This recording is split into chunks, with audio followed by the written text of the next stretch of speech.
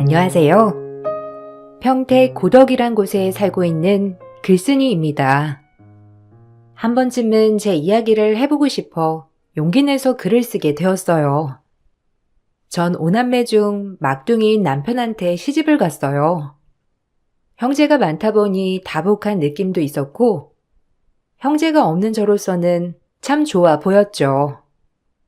부모님이 안 계셔도 의지되는 사람들이 많이 있었으니까요. 하지만 그건 제 착각에 불과했고, 막상 결혼을 하고 시댁 식구들을 자주 만나다 보니 형제가 많다는 건 그만큼 장점도 있었지만 단점도 있었어요. 특히나 남편네 식구들은 더욱 그랬죠. 재산은 꼴렁 콕딱지만큼인데 이걸 형제들끼리 다 나누게 생겼으니 진짜 짜증난다. 내가 장남인데도 불구하고 아버진 분명 재산을 정확히 배분하실 분이지. 에휴, 억울해서 어디 살겠나? 내가 장남이니 내가 가져가야 하는 건데. 오빠 무슨 말을 그렇게 해? 오빠만 자식이야? 당연히 자식들이 똑같이 가져야 하는 거지. 오빠 욕심도 많아. 넌 조용히 해. 부모님 등골 그렇게 빼먹어 놓고 할 말이 있냐 네가? 저거한테 들어간 돈만 생각하면 에휴. 오빠 지금 저거라고 했어? 그러는 오빠는 사업한다고 이 돈 저 돈 다 가져간 거 모를 줄 알아? 누가 누굴 탓해? 아유, 애들은 왜 만나기만 하면 싸웠대. 그만 못해? 부모 앞에서 참 잘하는 짓이다. 어쩜 서로 못 잡아먹어서 그래? 그리고 장남이면 당연히 더 많이 가져가는 거지. 넌 오빠한테 꼭 그렇게 대들어야 되겠어? 여자애가 어쩜 이리 드세? 오빠가 먼저 건드리잖아. 요즘 장남이 어딨어? 엄마 말 가려서 해. 절대 오빠한테 1원이라도 더 가는 꼴 못 봐. 그러니까 아빠는 전년퇴직을 왜 이렇게 빨리 하신 거야? 자식들 앞날 생각 안 해? 본인이 끝까지 우릴 책임져야지. 아휴. 그러게나 말이다. 너네 아빠도 참 무책임하지. 애가 5이나 딸렸는데 정년퇴직하고 뭐라도 해야 할 거 아니야? 시댁에 갈 때마다 형제들끼리는 서로 뭔가를 더 가져가려고 싸우기만 했고, 그런 모습을 보는 게 참 불편했어요. 아버님은 남편이 아주 갓난 어린 시절부터 중동에 가서 열심히 일을 하신 분이었습니다. 타지에서 혼자 일을 하고 그 돈을 전부 한국에 붙여 자식들과 어머님이 호화스럽게 살 수 있도록 해주신 장본인이셨죠. 하지만 그런 아버님이 한국에 들어와 이제 정년이 되어 퇴직을 하셨는데, 자식들은 그동안 공부시켜주고 뒷바라지 해준 건 생각 못하고 늘 불만만 가득했어요. 아, 형들, 누나, 그만 좀 해. 아빠가 무슨 이 집 봉이야? 아빠 정년퇴직할 때 다들 성인이어서 일 다니고 있었잖아. 그럼 그동안 우리가 받은 모든 것들 부모님한테 돌려드릴 생각은 못하고 어쩜 이렇게 이기적이야? 진짜 아빠가 불쌍하다. 야, 넌 빠져. 형이랑 누나 얘기하는데 건방지게. 네가 뭘 아냐? 막내라 아무것도 모르지 아주. 막둥이라 그저 오냐오냐만 자라가지고 뭘 안다고 우리 얘기하는데 끼어드냐고. 솔직히 우리가 얘기하는 것 중에 틀린 거 하나도 없어. 뭐가 틀린 게 없어. 커서 부모 봉양할 생각은 못하고 아직까지도 못 뜯어갈 거 없나 염탐하는 거 모를 줄 알아? 아, 다들 그만하세요. 당신도 그만해. 죄송해요, 어머님, 아버님. 이런 모습 보이면 안 되는 건데 자기 나중에 얘기해. 얘들 말 틀린 거 하나 없어요. 당신이 좀 더 이랬으면 얘들이 이러겠어? 사는 날까지 원래 사람은 일하는 거라고. 그래, 다 내가 죄지. 이 나이 되도록 뼈 빠지게 먹여주고 입혀주고 키워놨더니만 아주 끝이 없구나, 없어. 요생 끝까지 아이들을 책임져야 해요. 요즘 세상이 어떤 세상인데 우리 때랑 똑같은 줄 알아요? 책임감하고는 하여튼, 에휴. 저는 정말 제 3자 입장이었지만 아버님이 너무 안쓰러웠어요. 홀로 젊은 시절부터 퇴직할 때까지 타지에서 일하는 게 쉬운 게 아니었음에도 불구하고 오로지 자식들과 부인을 위해서 한 몸 바쳐 희생한 것도 모자라 이제 퇴직을 하고 아무것도 하지 않으니 이렇게 자식들에게 원망이나 듣고 있으니 말이에요. 하지만 남편과 전 그런 아버님을 많이 이해하고 존경했어요. 저희라도 아버님께 잘해드리자라는 마음을 항상 갖고 있었거든요. 아버님도 그런 모습을 고맙게 생각하셨고요. 아버님, 이거 제가 아버님 드리려고 산 니트인데 한번 입어보세요. 겨울이 추워졌는데 맨날 얇은 것만 입으시잖아요. 아유, 고맙다. 나 생각해주는 건 너밖에 없구나. 네가 보기에도 내가 한심하지? 뒷방 노인네 취급당하면서 참 무슨 꼴인지. 아버님이 왜 뒷방 노인네예요? 얼마나 대단하신데. 지금까지 아버님 덕분에 이렇게 살 수 있는걸요? 그렇게 생각 마세요. 그래, 아빠. 무슨 그런 생각을 해요. 그리고 종종 나오셔서 이렇게 셋이 맛있는 거나 먹으러 다니자고. 인생 뭐 있어? 엄마야 챙기는 누나 형들이 많으니까 그냥 바람 쐰다 생각하고 한 번씩 나오셔요. 저희가 만난 거 많이 사드릴게. 아셨죠? 아유, 고맙다. 아주 내가 막둥이 하나는 기똥차게 낳았다니까. 그렇게 그냥 좋은 생각만 하고 살아. 알겠지? 아무것도 걱정하지 마세요. 우리가 알아서 벌어먹고 사는 거지. 그냥 아빠 몸 건강한 거 그거 하나만 생각해요. 친구분들도 많이 만나시고 돈도 쓰시고 홀로 타국 가서 얼마나 고생하셨어요. 아빠는 충분히 즐길 자격 되세요. 고마워. 내가 참 너한테 이런 소리 들으니 눈물이 난다. 어쩌면 자식들한테 고맙다는 말이 제일 듣고 싶었는지도 몰라. 아주버님들이랑 형님도 표현을 못하셔서 그렇지 굉장히 고마워하실 거예요. 그러니까 마음에 담아두지 마세요. 그런 저희의 마음을 아버님도 알아주셨는지 참 좋아해 주셨어요. 하지만 저희의 이런 모습들을 다른 형제들은 또 시기 질투하였고 정말 본인들 멋대로 생각하기 바빴답니다. 그런 모습을 보니 형제들이 많은 것이 하나도 부러워지지 않더라고요. 오히려 형제가 없는 제 자신이 참 속편하다는 생각을 하게 만들었고 남편 또한 그런 형제들을 매우 창피해 하였어요. 재수 씨랑 승종이는 참 아버지한테 무슨 속셈이 있길래 그렇게 잘하는지 알다가도 모르겠단 말이에요. 이빨 빠진 호랑이라고 하더라도 물려받을 재산이 있으니 잘하는 거죠? 속보입니다. 우리 똑같이 하자고요. 그렇게 하지 말고. 아주버님, 말씀 참 이상하게 하시네요. 뭘 바라고 저희가 아버님한테 잘한다는 건가요? 당연히 아버님한테 잘해야 하는 건데 어떻게 뭐든 생각하는 게 그렇게 돈으로만 보시는지. 승종 씨랑 같은 배에서 나왔지만 정말 다르네요. 뭐라고요? 아니, 재수 씨 듣고 보니 말이 좀 그렇네요.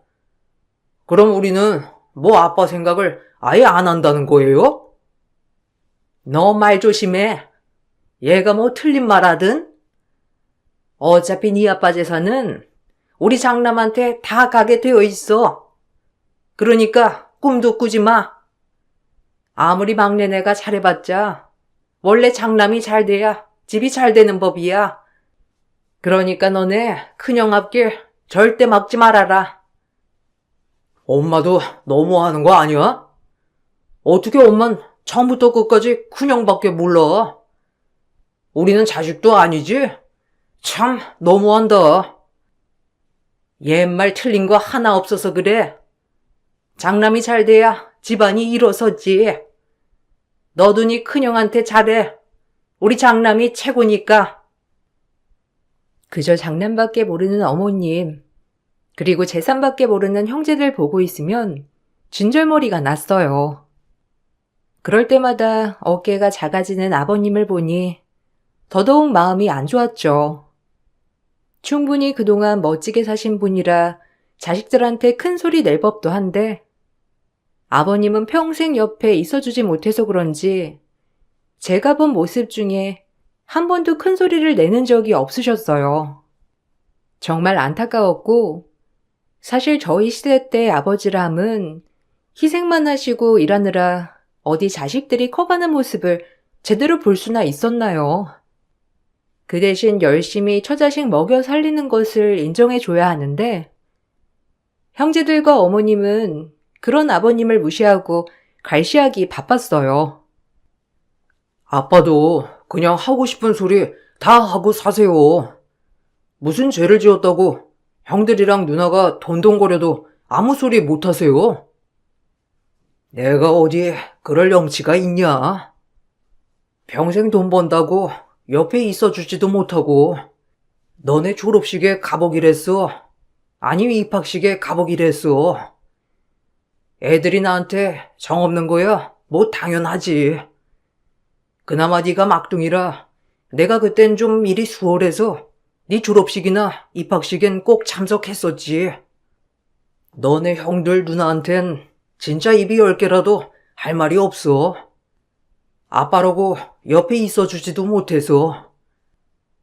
아빠가 일부러 그랬어요. 다 먹여 살리려고 그런 거지. 그거 모르면 사람도 아니야. 아빠가 무슨 혼자 부귀영화 누린 것도 아니고. 하여튼 별걸 다 미안해하네. 아빠가 그런 식으로 나오니까 다들 아빠만 만만히 보는 거잖아. 아우, 답답해. 그러게요. 아버님, 그때 당시에 그렇게 열심히 사신 게 뭐가 그렇게 미안한 일이라고. 전 정말 존경스러운걸요. 그렇게 말해줘서 고맙다. 내가 내 형, 너네 큰아버지처럼 능력이 있나 뭐가 있나. 그저 일하는 거밖에 없었어. 참 안타까운 현실이었고, 며칠 뒤 남편과 제가 화가 난 계기가 있었어요. 그렇게 아버님을 괄시하고 무시하던 시누이가 어느 날 아버님한테 사탕 발린 말을 하면서 친근히 굴더라고요. 그런 모습을 아버님은 참 좋아하셨고요. 전 시누이가 왜 그러나 싶었지만 곧 알 수 있게 되었고, 그런 시누이의 속내를 알고 나니 정말 괘씸하기 짝이 없더라고요. 아빠, 이 서방이 이번 사업 확장하는데 돈이 좀 필요하대. 아빠가 가지고 있는 그 땅 있잖아. 조금만 팔면 안 될까? 솔직히 이 서방한테 나 염치 없어 죽겠어. 친정에서 뭐 해간 게 있어야 말이지. 아빠가 좀 해주세요. 네? 아유, 그 땅은 아직 팔기도 그렇고 팔면 네 오빠랑 네 동생들도 다 나눠줘야 하는데 그럼 얼마 안 될 건데. 그러니까 몰래 해달라는 거잖아. 어차피 아빠가 가지고 있는 한 누가 달랠 거야. 그러니까 딸 하나 있는 거 그냥 혼수라고 생각하고 해줘요. 나 그때 시집갈 때 혼수 변변치 않게 해갔잖아. 두고두고 이것도 시댁에 욕먹는 일이다. 아유, 글쎄. 이서방은 자신 있대냐? 지금 일 말아먹은 게 한두 번 이어야지. 에휴, 내 딸 고생한다고 하니 걱정은 된다만. 시누이가 아버지께 땅을 팔자고 하는 소리를 제가 몰래 들어버리고 말았던 거예요. 사실 그 땅이 욕심나서가 아니라 그 땅마저 없으면 가뜩이나 매번 괄시하는 아버님, 얼마나 괄시할까 너무 걱정이 되었고 이 사실을 남편에게 말해 주었어요. 아무래도 제가 할 일은 이렇게라도 해서 아버님을 말리는 일인 것 같았죠. 아버님이 정말 조금이라도 무시당하지 않길 바라는 마음에서였는데 남편 또한 그 이야기를 듣고 길길이 날뛰기 시작했고 아버님을 설득하기 시작했습니다. 아, 아빠, 그 땅 가지고 있어요. 누나 말아먹은 게 어디 한두 번이에요? 누난 그때뿐이라고요. 뭐 해주면 다 들어먹고 그러면 또 나 몰라라. 어디 한두 번이에요? 누나뿐만 아니라 형들도 마찬가지예요. 제발 아버지 건 아버지가 가지고 있어요. 나도 달라고 안 할게. 그냥 그거라도 가지고 있으면서 아버지 필요할 때 팔아 쓰시든 해요. 네? 제발. 내가 해준 게 없어서 그렇지. 뭐 쟤도 얼마나 사정이 힘들면 나한테 이런 부탁을 하겠니? 아유, 다 내가 죄지. 아빠 진짜 아빠가 해준 게 왜 없어? 얼마나 우리한테 희생했는데. 마음 아프니까 그런 생각 마요 진짜. 아빠는 이 세상에서 제일 훌륭하고 존경받아야 마땅한 사람이야. 평생 타국에서 우릴 위해 희생하는 게 어디 쉬워? 난 진짜 아빠 존경한다니까. 너라도 그런 말 해주니 내가 살 것 같다. 우리 막내 잘 들고 진짜 잘 컸어. 이렇게 바른 모습 보니 보기 좋아. 아버님은 기어이 땅을 팔 것을 고민하셨고 아버님을 위해 말렸지만 어쩔 수 없었죠. 그러다 시누이가 본인 남편과 한 얘기를 아버님이 듣게 되었고 그렇게 착하고 순한 아버님은 그날 처음으로 엄청 화를 내시며 헛살았다고 하셨어요. 저 역시 그 말을 듣자마자 역시 시누이가 시누이 짓 했네 라고 생각이 들면서 괘씸하고 화가 나더라고요. 그 착한 아버님에게 그런 행동을 하다니 언젠간 벌을 받게 될 거라고 마음속으로 되뇌었답니다. 그 인간들은 정말 인간 같지 않았거든요. 아빤 분명히 해준다니까. 솔직히 부모로서 당연히 해줘야 하는 거 아니야? 오빠랑 동생들 모르게 아마 해줄 거야. 우리 아빠 순진하잖아. 그리고 고명딸이 해달라고 하는데 안 해주고 배겨? 솔직히 나한테 더 해줘도 돼. 딸이 둘도 아니고 나 하나인데. 아빠 땅 팔고 나면 이제 가진 거 없으니까 경비일이라도 소개해줘야겠어. 혹시라도 우리한테 땅 해줬다고 빌붙으면 어떡해? 나 생각 진짜 기발하지 않아? 하여튼 자기 사업 자금은 걱정 마. 아빠가 분명히 땅 팔아주실 거니까. 당연히 그러시겠지? 장인어른이 그래도 자식들 말이라면 꿈뻑 하시잖아. 꼭 해주셔야 하는데 그래야 회사도 굴러가지. 뭐야? 이 고얀 것들. 아주 가만히 있으니까 가만히로 아는구나. 내가 바보라서 너네가 해달라는 거 다 해주는 줄 알아? 그리고 빌부터? 누가? 내가? 너 말 한 번 잘했다. 그래, 니들한테 난 빌붙는 거고 너넨 나한테 기생하는 거 아니고? 아빠. 아니, 그게 아니라 내 말은 말이 그렇다는 거지. 그리고 그냥 하다 보니까 이렇게 나온 거예요. 진심 아니고. 됐다.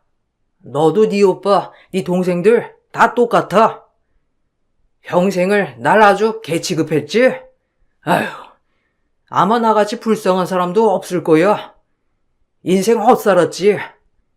남들은 자식들이 고마워하고 봉양한다고 다 나선다는데 내 평생 너를 위해 살았건만 참 부질없다 정말. 아니 여보, 왜 애들한테 히스테리는 부리고 그래요? 그리고 애가 그냥 한 말을 가지고 뭘 그렇게 죽자고 달려들어? 당신도 조용해. 다 애들이 이렇게 된 건 당신 탓도 커. 얼마나 애들 앞에서 날 무시했으면 애들이 이렇게 날 쫄로 봐? 처음으로 역정내시는 아버님이 정말 정상이라고 느껴지는 순간이었습니다. 그리고 아버님은 한동안 자식들과 대화를 일절하지 않으셨어요. 물론 저희 내외는 제외하고 말이죠. 그리고 저희 내외야 근교로 바람을 쐬러 가던 날 소주를 드시고 많이 우시더라고요. 그 모습을 보는데 어찌나 마음이 아프던지 평생 눈물이라고 없던 남편은 아버님 앞에서 눈물을 쏟았죠. 내가 헛살았지. 절대 잘못 키우지 않았다고 마음속으로 되뇌었는데 완전 실패야. 내 인생도 실패나 다름없어. 아, 무슨 그런 말을 해요. 자식들이 어디 내 마음대로 되나? 아빠는 최선을 다했어요. 그거 다 내가 아니까 됐어. 아휴, 진짜 인생 참 알 수 없다더니 말년에 참 끝내준다. 아마 나 같은 사람 없을 거야. 자식이랑 부인은 있는데 이렇게 독거노인처럼 사는 사람 없을 거라고. 참 내 인생 사는 게 의미가 없다 정말. 하루하루 왜 사는가 싶어. 아버님, 그런 말씀 마셔요. 그 집에서 살기 힘드시면 저희 집으로 모실게요. 그냥 다 모른 채 하고 살아요, 우리. 고맙다. 말이라도 그렇게 해줘서. 그래도 내가 그나마 사는 이유가 너희 대회야. 정말 고마워. 인정해줘서 고맙다고. 그날 서로 속내를 많이 얘기하게 되었고, 아버님은 그나마 저희가 기분을 많이 풀어드려서 좀 나아지셨어요. 그리고 며칠 뒤 전 충격적인 장면을 목격하고 말았답니다. 그날이 마지막일 줄 알았으면 더 잘해드리고 진작 더 찾아뵐 걸 싶었죠. 평소 겉절이를 좋아하셨던 아버님이시기에 저희 집 겉절이를 하다가 어머님 댁에도 김치를 가져다 드리려고 들렀는데 쓰러져 계시는 아버님을 발견하고 말았어요. 어머님이 식사를 하러 나간 사이에 벌어진 일이었어요. 제가 발견하여 119에 신고를 했을 땐 이미 숨을 거둔 상태였고 전 그 충격을 말로 다하지 못하였답니다. 어쩜 이런 일이 있을 수 있는지 말이에요. 어머, 아버님, 눈 떠보세요. 일어나 보세요. 아니, 어떻게 이럴 수가. 아버님, 이럴 수는 없어요. 제 말 들리세요? 병원에 도착한 후 아버님은 사망 판정을 받으셨고 알 수 없는 돌연사 같다고 의사 선생님이 말하시더라고요. 한참을 울다 남편이 도착을 했고 남편 또한 울면서 절 꼭 안아주었어요. 그리고 뒤이어 시어머님과 형제들이 도착을 하였답니다. 그런데 이게 웬일? 시아버지가 돌연사하자 김치 주러 간 저를 범인으로 형사고소를 하겠다고 개념 없는 사남매가 날뛰기 시작한 거예요. 올케가 발견했다며? 나 우리 아빠 돌연사인 거 못 믿어. 분명 뭐가 있었겠지. 네 책임 아니야? 우리 아빠 그렇게 건강했는데 갑자기 이럴 순 없잖아. 우리한테 그렇게 돈 주지 말라고 아빠를 조정하더니 아빠가 기어이 돈 준다고 하니까 아빠한테 뭔 일 저지른 거지? 네 뜻대로 안 되니까 말이야. 엄마, 얘 아주 무서운 애야. 저 얼굴로 뒤에서 아빠 조정하고 있었다고. 앞에선 아버님 하더니 결국 이가 애들 돈 준다고 하니까 네가 이렇게 만든 거냐? 너한테 안 떨어질까 봐? 엄마, 누나, 말 가려서 해. 이 사람이 미쳤어? 아빠한테 얼마나 잘했는데 누나랑 형들도 알잖아. 근데 어떻게 이 사람을 모함해? 의사 선생님 말 못 들었어? 돌연사래잖아. 앞날은 알 수 없다고. 하, 진짜 엄마도 그렇고 다들 실망이다. 너까지 이상하다. 혹시 재수 씨랑 짜고 친 거 아니냐? 너네가 특히 아빠한테 잘한 것도 이상해. 다 돈 보고 그런 거잖아. 정말 너무들 하시네요. 다들 그런 말 할 자격 있으세요? 아버님 살아계셨을 때 그렇게 돈 가지고 난리를 치더니 돌아가셔도 또 돈 때문에 절 모함하는 거잖아요. 하, 마음대로 하세요. 전 결백하고 죄가 없으니깐요. 정말 살다 살다 이런 꼴은 처음 보네요. 저와 남편이 아무리 아니라고 해도 이미 사남매는 억지를 쓰기 시작했고 결국 절 고소하였습니다. 그로 인해 전 경찰서에 왔다 갔다 하며 진술을 해야 했고 정말 치욕스러웠어요. 아버님의 사망 원인을 밝힌다고 아버님의 부검까지 요청하는 사남매를 보니 진짜 진절머리 나더라고요. 그리고 신랑이 뒤이어 엿듣게 된 인간 말종들의 이야기에 저희는 그만 기함하고 말았어요. 이렇게 해서라도 막내 재산분배 빼야 돼. 솔직히 자식이 5명인데 미국에 있는 넷째까지 해가지고 분할하면 얼마겠어?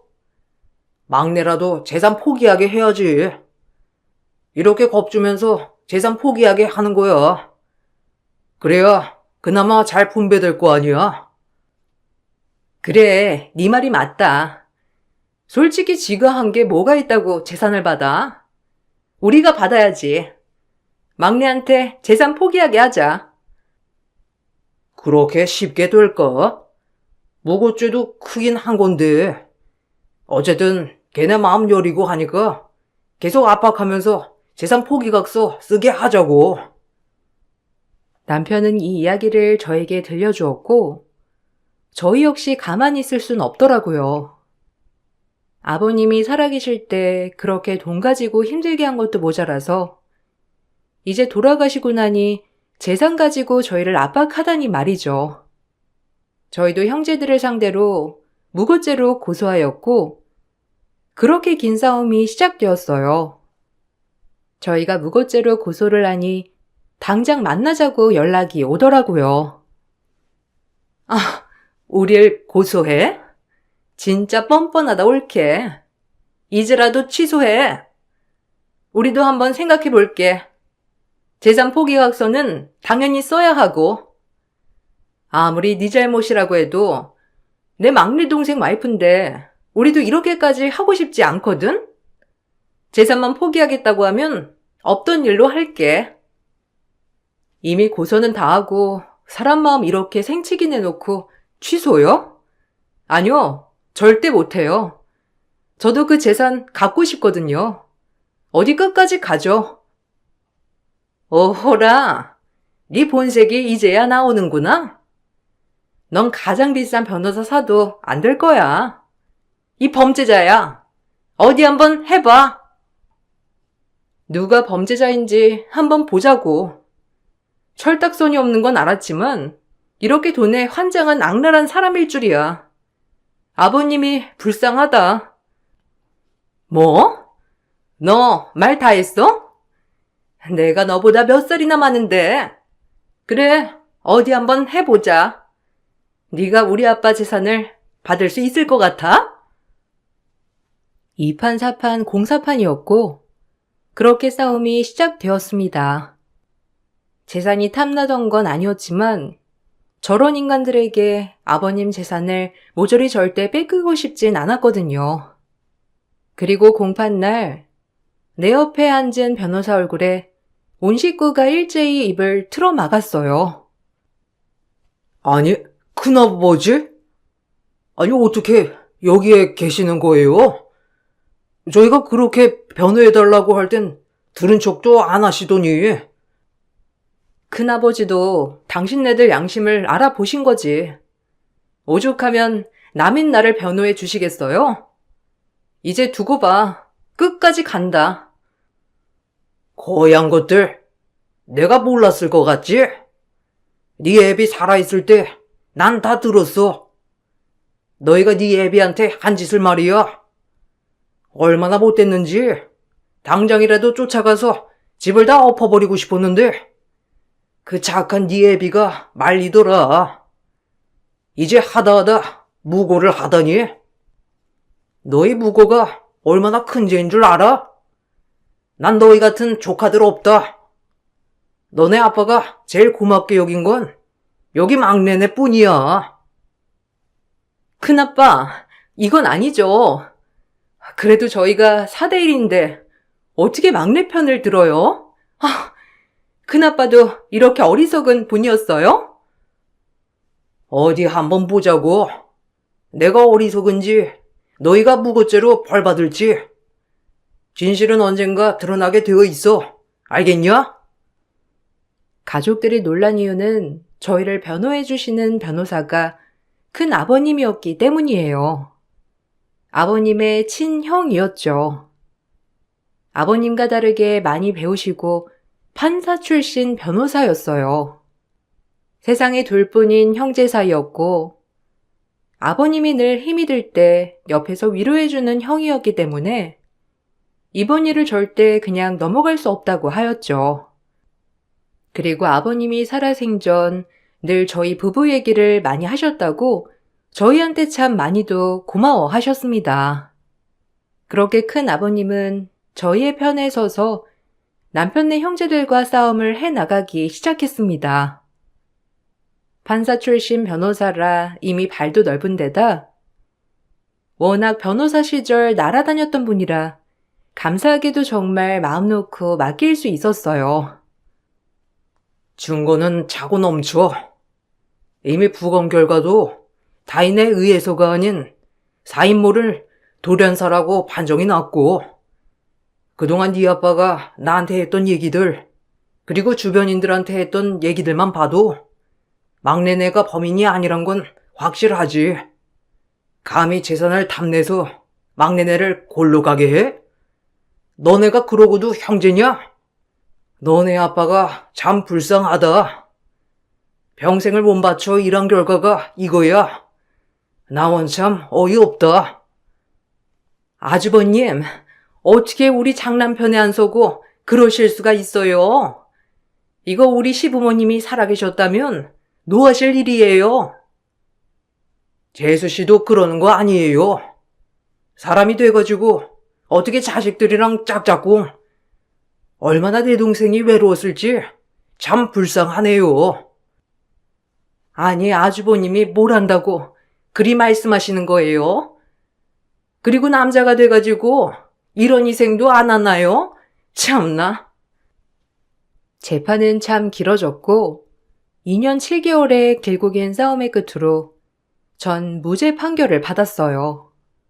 사남매들은 결국 무고죄로 벌금형을 받게 되었어요. 모든 것에 당당했지만 결과가 참 이렇게 되니 아버님 뵙기 죄송했어요.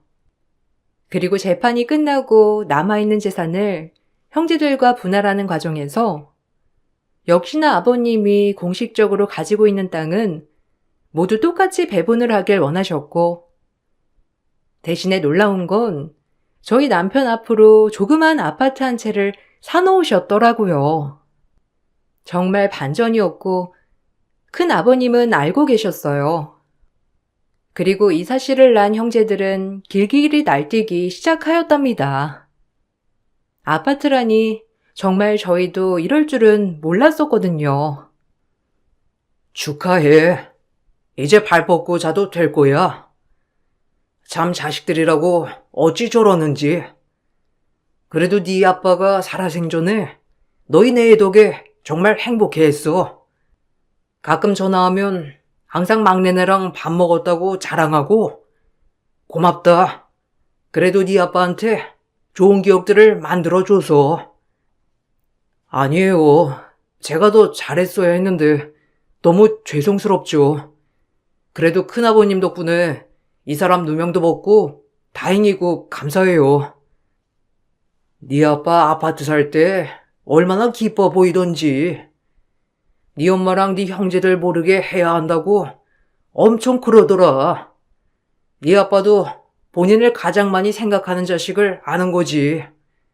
그래도 다행이야. 너희들한테 아파트가 무사히 상속될 수 있어서. 고맙다. 네 아빠한테 잘해줘서. 아파트가 저희 소유인 것을 알자 역시나 형제들과 시어머니는 득달같이 달려들었고 그럼에도 불구하고 우리가 들은 척도 하지 않자 그것마저 배분해달라며 갑자기 태세 전환을 하는 인간들이었어요. 뭐든지 물질적으로 생각하는 사남매였어요. 내가 장남인데 그것도 나눠 가져야 되지 않겠냐? 그 아파트도 올라서 한 13억 하던데 우리 오남매 딱 나눠 가지면 되잖아. 솔직히 다 같은 자식인데 누군 더 갖고 누군 덜 갖는 게 말이나 돼? 내가 장남인데 진짜 많이 양보한 거야. 오빠 말이 맞아. 솔직히 이런저런 일이 많았지만 없던 일로 하고 다시 잘 지내보자. 어디 핏줄이 달리 핏줄이니? 아빠도 네 앞으로만 해놨지. 아마 나눠 가지라고 하셨을 거야. 그러니까 얼른 팔아서 우리도 배분해줘. 그래야 옳지. 형 누나 진짜 뻔뻔하다. 나 절대 그렇게 못해. 아빠 살아계셨을 때 얼마나 못살게 돈돈거렸어? 절대 못 주니까 그리 알아. 그리고 이제 엄마고 형들 누나고 다신 보고 싶지 않아. 불쌍한 아빠한테 했던 행동들만 생각하면 욕 안 하는 것만으로도 다행인 줄 알아. 이 사람 고소하기까지 하고 진짜 뻔뻔해 극치지. 벌금이나 내. 무고죄로 사람 하나 골로 만들려고 했으니. 진짜 웃기네요. 아파트를 달라니. 뭘 잘했다고 당신네들한테 주겠어? 절대 못 주니까 욕을 하던지 돌을 던지던지 마음대로 해요. 네가 우리 막내 조종한 거지? 우리 착한 막내가 우리한테 이렇게 등 돌릴 순 없는 거야. 얼른 아파트 내놔. 아직도 정신 못 차렸네. 땅 팔아서 본인 도와달라고 아버님한테 사정하더니 이제 아파트까지 욕심나요? 그만해요 진짜. 우스우니까. 돈 때문에 양심까지 저버리지 말고 이제라도 반성하고 새 사람 되세요. 그게 올바른 길이니까. 저희는 그날 이후로 형제들과의 연을 모두 끊었습니다. 아파트를 뺏어오려고 시어머니의 눈물쇼와 형제들이 돌아가면서 찾아오고 생쇼를 했지만 어쩔 수가 없는 부분이었죠. 참 지금 생각해도 아버님이 너무 안타깝고 안쓰러운 것 같아요. 그 아파트 너네 형이랑 나눠 가져라, 응? 엄마 죽는 꼴 보기 싫으면 집에 장남이 잘 돼야 일어서는 거지. 어떻게 그래? 엄만 큰형밖에 모르지? 아빠가 참 불쌍해. 이 모든 원인은 엄마 때문이야. 엄마가 자식들만 잘 가르쳤어도. 뭐라고? 뭐가 나 때문이야? 니네 아빠가 미련한 거지? 가장이 그 정도 희생도 안 해? 그리고 막내 아들한테 아파트를 해놔? 진짜 본인들밖에 모른다. 됐고, 이제 연락하지 마세요. 엄마한텐 어차피 큰형밖에 없으니까 지지고 볶고 사시라고요. 고얀 것, 얼마나 잘 사는지 보자. 그깟 몇 푼 안 되는 땅을 뭘 어쩌라는 거야? 아휴, 어이없는 양반. 너 내가 두고 볼 거야. 사실상 땅은 후미진 곳에 있었기 때문에 그렇게 제값을 하진 못했어요. 나눠 가졌을 때 본인들의 성에 차지 않았기 때문에 저희 아파트를 노린 거랍니다. 저희 아파트가 신도시에 있는 아파트여서 알짜배기였거든요. 참 지금 생각해보면 아버님한테 저희는 우러나서 한 행동이었지만 정말 감사한 것 같아요. 그래도 저희의 마음을 알아주신 것 같아서 말이에요. 참 길고 긴 인연이 끝이 나고 지금은 남편이랑 아버님을 많이 추억하며 살고 있어요. 한 세월 힘들게 고생만 하다가 살다 가신 것 같아 마음이 안 좋지만 그래도 지금이라도 마음이 편하시기를 바라면서 말이죠. 가끔 남편이 술을 먹을 때면 아버님 생각에 매우 많이 우는데 참 마음이 좋지 않답니다. 그래도 아버님 살아계실 적 최선을 다했다는 것에 위로를 받고 살고 있어요. 여러분, 효도는 달리 효도가 아니더라고요. 살아계셨을 때 많이 찾아뵙고 따뜻한 말 한마디 더 건네는 게 효도라고 생각해요. 앞으로 어떤 삶이 마주할지 모르겠지만 저 역시 친정 부모님께 더더욱 잘하는 딸이 되어야겠다고 그렇게 생각하며 글을 마치겠습니다. 좋은 하루 보내세요. 감사합니다. 안녕하세요. 저는 나이 50대 후반의 여자입니다. 저도 이제 60을 바라볼 나이가 며칠 남지 않았네요. 그동안 후회 없는 삶을 살아가기 위해 정말 많은 노력을 했었는데 한순간에 모든 게 무너지니 앞으로 저에게 남은 인생을 어떻게 만들어 가야 할지 몰라 여러분들께 도움을 받아보고자 글을 작성하게 되었습니다. 남편과 결혼한 세월이 20년이나 흘렀고 저에게는 마음으로 낳은 자식이 하나 있습니다. 남편은 재혼이지만 저는 초혼이었죠. 그리고 그때 당시 10살 된 아이의 엄마로 살아가기 위해 많은 노력을 해왔었어요. 그때 당시 제 딸은 어느 정도 현실을 인정했지만 오랜 시간 걸리지 않고 엄마라는 말을 들을 수 있었습니다. 비록 배 아파 낳은 아이는 아니었지만 엄마의 역할을 담당하게 된 저는 불면 날아갈세라 해줄 수 있는 건 뭐든 다 해주면서 키웠었어요. 아무래도 친엄마가 아닌 새엄마이기 때문에 아이에게 눈치를 보게 되는 상황들도 덜어 있었고 여러 가지 부딪힐 수밖에 없는 경우도 있었지만 어른인 제가 언제나 배려하며 참고 넘어갔습니다. 그렇게 한 가족의 구성원이 되기 위해서 노력하며 살다 보니 어느새 20년이 흘러버리게 된 거였죠. 그런데 제 딸이 어렸을 때는 새엄마라는 걸 예민하게 받아들이지 않았었는데 고등학생이 되면서 저와의 거리를 두기 시작했어요. 그리고 성인이 되었을 때 가까이 갈 수 없는 벽 같은 게 생기자 그래서 이런 문제들을 남편과 진지하게 대화를 나눴었지만 딱히 해결되는 건 없었습니다. 시간이 지나면 자연스럽게 해결이 될 거라며 크게 문제 삼지 않았고 그런 남편의 모습이 서운하게 다가왔었죠. 분명 저를 부를 때는 엄마라곤 하는데 껍데기만 엄마이고 제가 할 수 있는 건 아무것도 없었습니다. 그저 집안의 가정부인 것 마냥 가사를 하는 것 외에는 제가 집에 있는 이유를 찾지 못했었어요. 저는 가까이 가려고 노력했지만 딸은 항상 거리를 지켰습니다. 그런 생활이 반복이 되면서 뭐가 문제인지도 모르는 상황들이 답답해 단둘이 대화할 수 있는 기회가 왔을 때 접근을 시도하려 해도 딸은 계속해서 피하기만 했었습니다. 그럴 때마다 저를 엄마라고 부르면서 쫓아다니던 옛날이 그리웠었죠. 항상 참아왔고 기다려주며 뭐든 들어주려 했던 제가 결국 폭발하면서 서운했던 감정을 딸에게 터뜨리게 되면서 위태로웠던 가정은 결국 무너지게 되어버렸죠.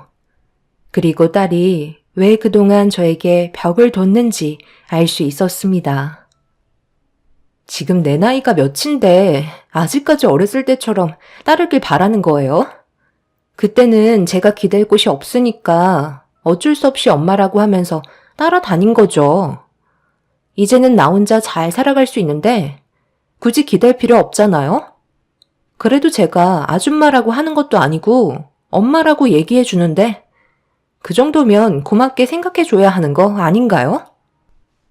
그러니까 너는 나를 예전부터 엄마로 받아들이지 않았다는 거네. 나만 착각하고 있었던 거지? 그동안 내가 얼마나 많은 시간을 희생했는지 모르는 것도 아니면서 꼭 그렇게 얘기해야 되는 거니? 나는 너를 정말 내 친딸로 생각하면서 최선을 다해 키웠는데 너는 나에 대해 진심이었던 적이 단 한 번도 없었던 거야? 솔직하게 얘기해봐. 너 무슨 문제라도 있는 거니? 아무 문제 없어요. 그저 저는 받아들이고 싶지 않을 뿐이에요. 그러니 더 이상 저에게 조금도 기대하지 마세요. 딸은 저를 단 한 번도 엄마라고 생각한 적이 없었다며 방으로 들어가 버렸어요.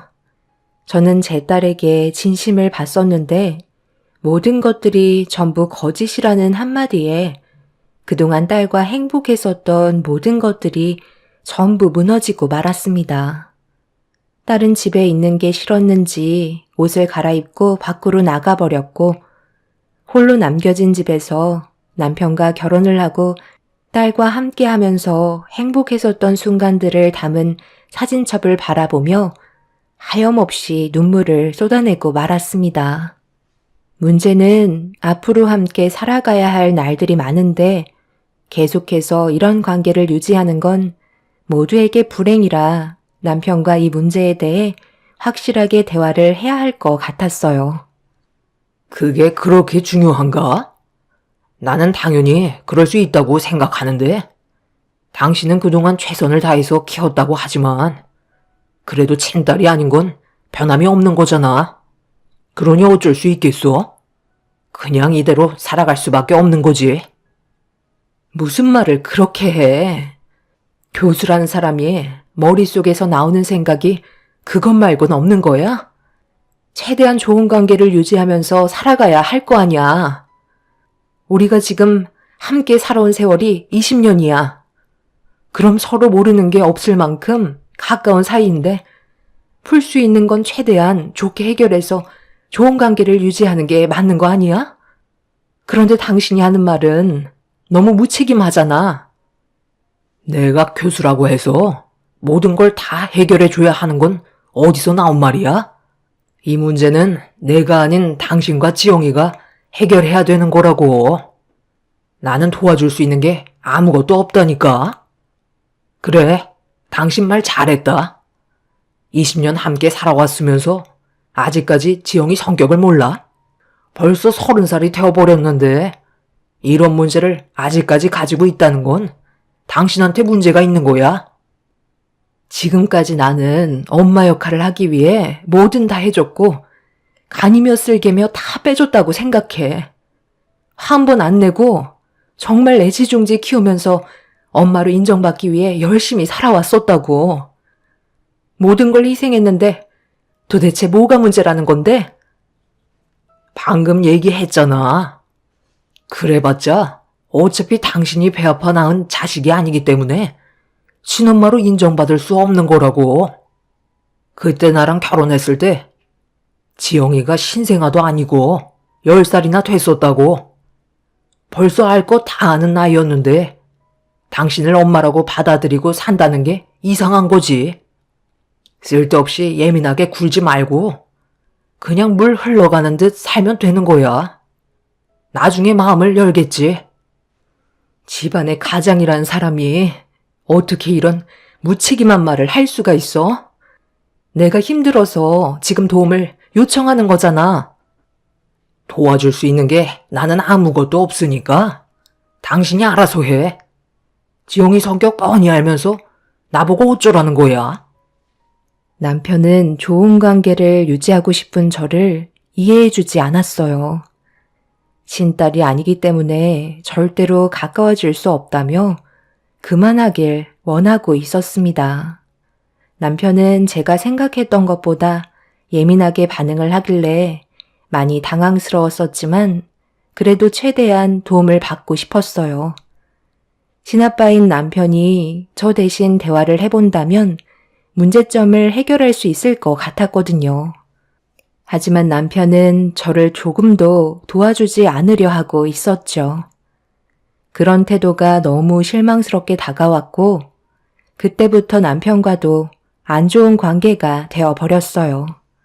결국 제대로 된 해결책 하나 얻지 못한 채 서로 침묵하며 지내는 게 일상이 되었고, 딸은 저를 대할 때와 다르게 남편과는 서로 웃으면서 행복한 관계를 유지하고 있었습니다.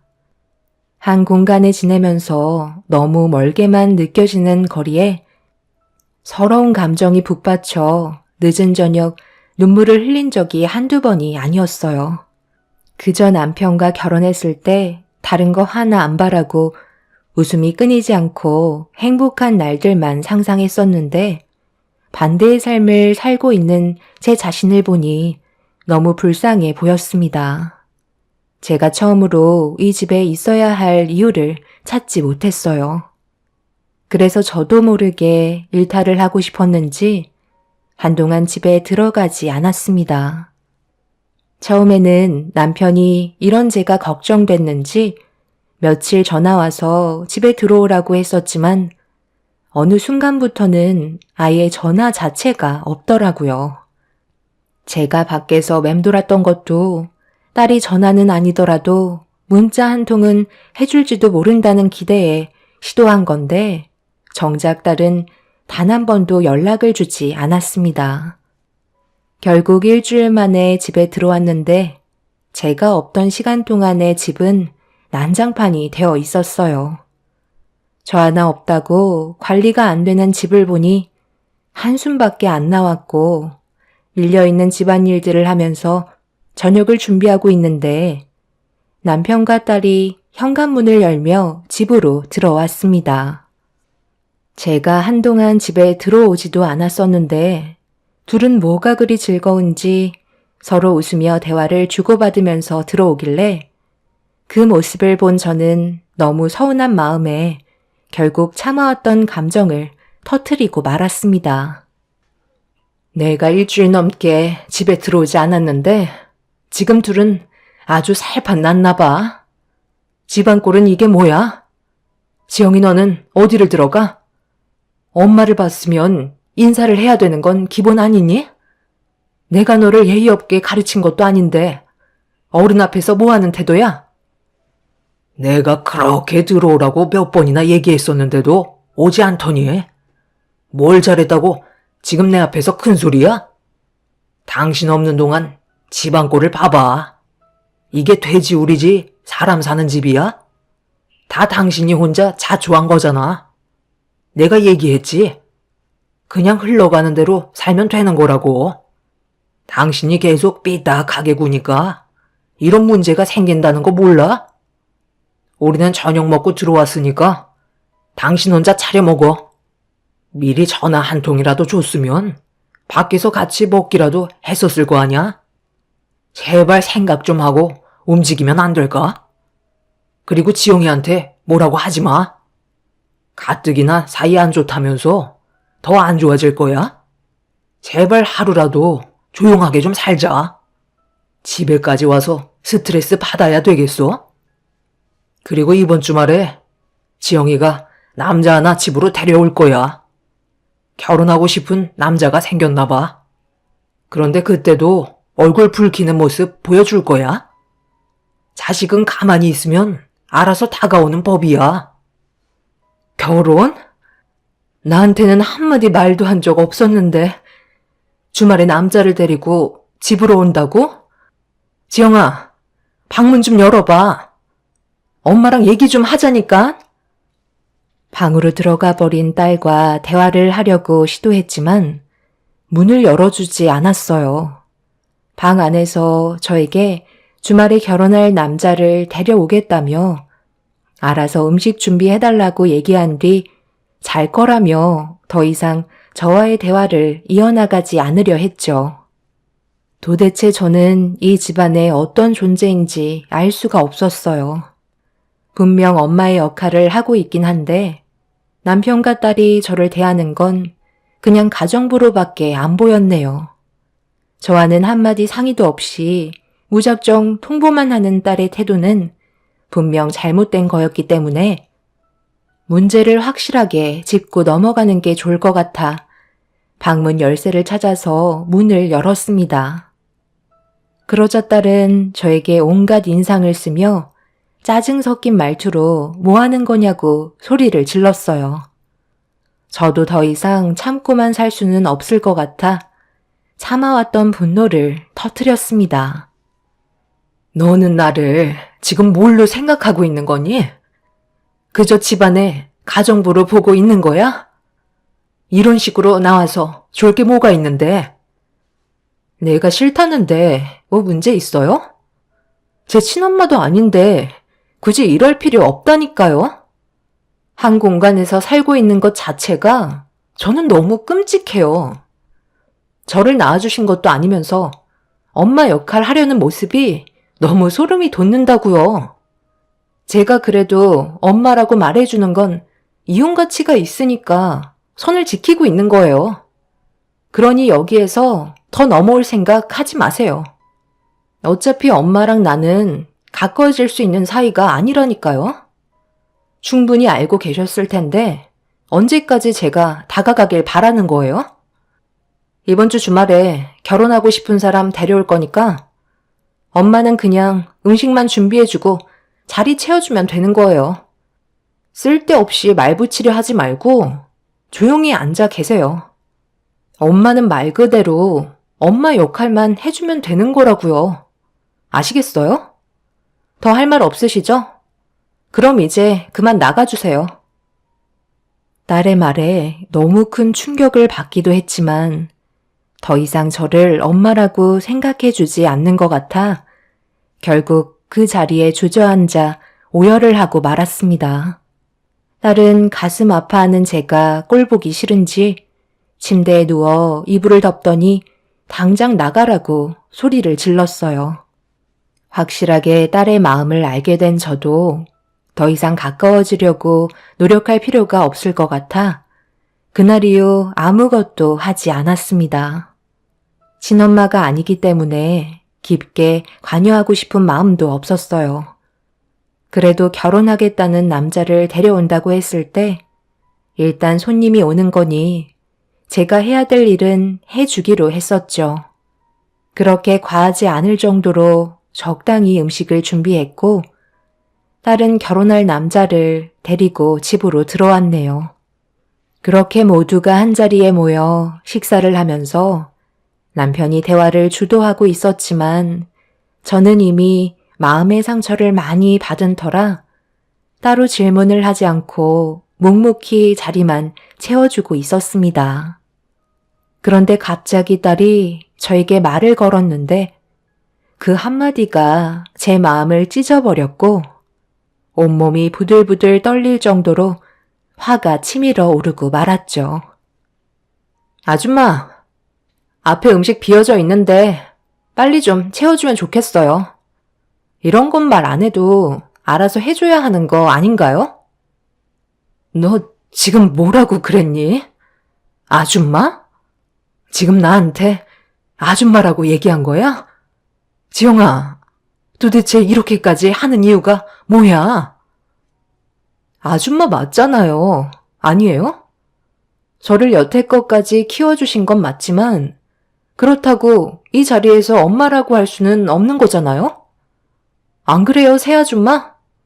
뭘 그렇게 놀라신 듯 쳐다보세요. 틀린 말은 아니잖아요. 선우 씨, 내가 얘기했었지? 우리 아빠 좋다고 쫓아다니셔서 결국 결혼하셨다고. 내가 그래서 어렸을 때 얼마나 화가 많이 났었는데. 힘이 없으니까 어쩔 수 없이 엄마라고 부르며 살았었는데 그게 그렇게 좋았는지 지금까지 옛 추억에 빠져 사신다니까. 아줌마, 제 말 안 들려요? 음식 채워달라니까요. 딸의 말에 엄청난 충격을 받은 저는 끓어오르는 분노를 참지 못했었어요. 딸이 결혼하겠다고 데려온 남자 앞에서 최대한 좋은 모습 보여주려 했지만 이미 딸과 저는 더 이상 남보다 못한 사이가 되어버렸습니다. 이성을 잃어버리기 전에 자리에서 일어나 비어져 있던 접시에 음식을 덜어준 뒤 저 혼자 방으로 들어와 피눈물을 흘리고 말았네요. 그 자리에 계속 버티고 있었다면 저도 모르게 딸의 뺨에 손이 올라갔을 테고 더 큰 일이 벌어졌겠지만 저는 그런 상황을 원하지 않았기 때문에 서둘러 자리를 피하는 것 뿐이었어요. 그렇게 방에서 그동안 살아온 세월의 시간을 후회하면서 화를 억누르고 있는데 주방에서는 서로 웃고 떠드는 목소리가 방에까지 새어 들어왔네요. 내 친딸이라고 생각하며 키워오면서 크게 바라는 것 없이 20년의 세월을 버티며 살아왔는데 저에게 남은 건 아무것도 없었습니다. 그저 그동안 무료 봉사한 것 같은 느낌이었어요. 한참 동안 웃고 떠들며 시간을 보낸 딸과 남편은 그 남자에게 서둘러 결혼하길 원했고 저 빼고 좋은 시간을 보냈는지 배웅까지 해주는 소리가 제 귀에 들려왔어요. 그렇게 예비 사위가 집 밖을 나가자마자 남편이 방으로 들어왔습니다. 지영이가 나한테 하는 말 들었으면서 어떻게 아무 말도 하지 않는 거야? 내가 얼마나 큰 상처를 받았는지 알 거 아냐? 그래서 내가 뭘 어떻게 해주길 바랐는데 그 자리에서 내 딸의 얼굴에 손이라도 올려 붙여야 됐다는 거야? 내 딸이 아무리 상처되는 말을 했어도 그냥 좋게 웃어 넘기면 되는 거지. 내가 당신이었으면 그게 신경 쓰지 않고 오히려 더 잘해주는 모습 보여줬을걸? 어찌됐든 새 아줌마 말이 틀린 건 아니잖아. 내 딸한테는 그게 맞는 거라고. 새 아줌마나 새 엄마나 똑같은 말인데 뭘 그리 예민하게 받아들여? 일단 당신이 우리 집안의 엄마라고 한 거나 마찬가지 아니야? 당신은 끝까지 내 편을 들어주지 않겠다는 거지? 나랑 더 이상 살고 싶지 않아서 그러는 거야? 이혼하길 바라는 거냐고? 지금 이 나이에 이혼해서 뭐해? 앞으로 살면서 이런 일은 아무것도 아니야. 더 큰 일도 수도 없이 많을 거라고. 원래 가족이 다 그런 거 아니겠어? 상처되는 말 주고받기도 했다가 나중엔 다시 용서하고 사는 게 가족이지. 이런 걸로 너무 예민하게 받아들이지 마. 요즘 뭐만 하면 얼굴 붉히고 화를 내니까 내가 다 숨이 막힌다고. 오늘 일은 그냥 조용히 넘어가자. 남편은 저를 조금도 이해해 주려 하지 않았어요. 분명 딸이 잘못했는데 오히려 저를 더 안 좋은 시선으로 바라보고 있는 남편의 행동이 저를 더 화가 나게 만들어 더 이상 이 집에 살아갈 필요가 없을 것 같다고 느꼈습니다. 그래서 짐을 챙겼고 남편에게 이혼하는 게 좋을 것 같다고 얘기했어요. 관계가 조금도 좋아지지 않는 상태에서 오히려 더 악화만 되어가는데 저 혼자 미련하게 붙잡고 있는 것도 아닌 것 같아 그만하길 원하고 있는데 남편은 제가 이혼하자는 말에 갑자기 태도를 바꾸더니 자기가 딸에게 좋게 얘기해 보겠다며 갈라서는 건 또 싫다고 매달리길래 그 모습이 더 보고 싶지가 않아서 제 팔을 붙잡고 있는 남편을 뿌리치고 밖으로 나갔습니다.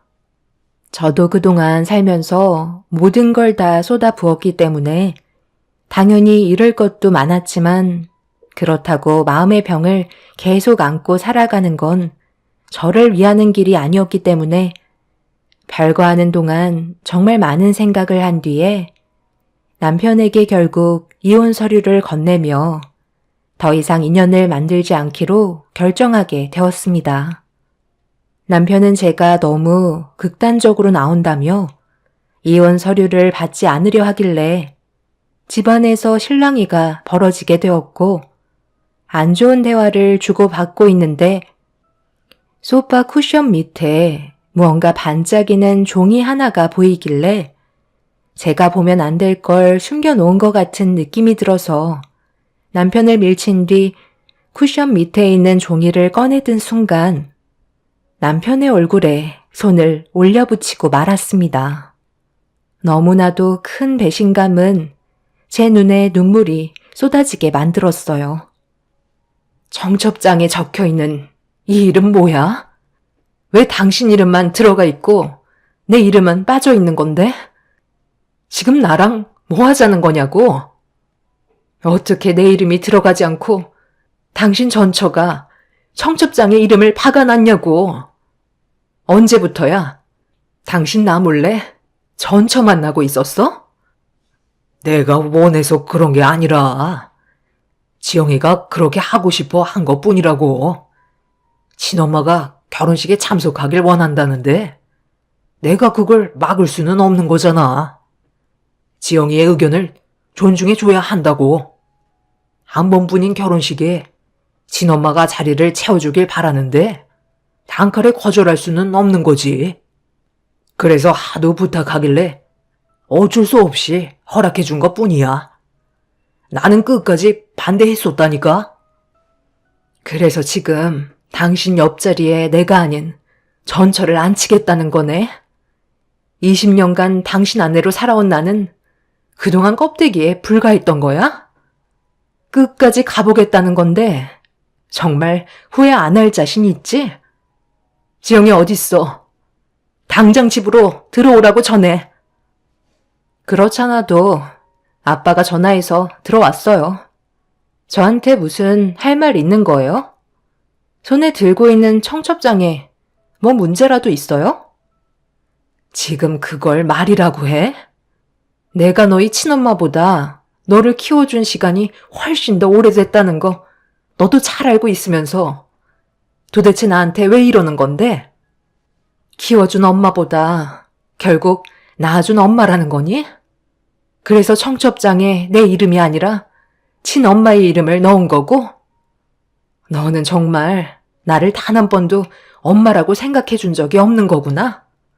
너 마음 이걸로 충분히 알았으니까 우리 두 번 다시 엮이지 말자.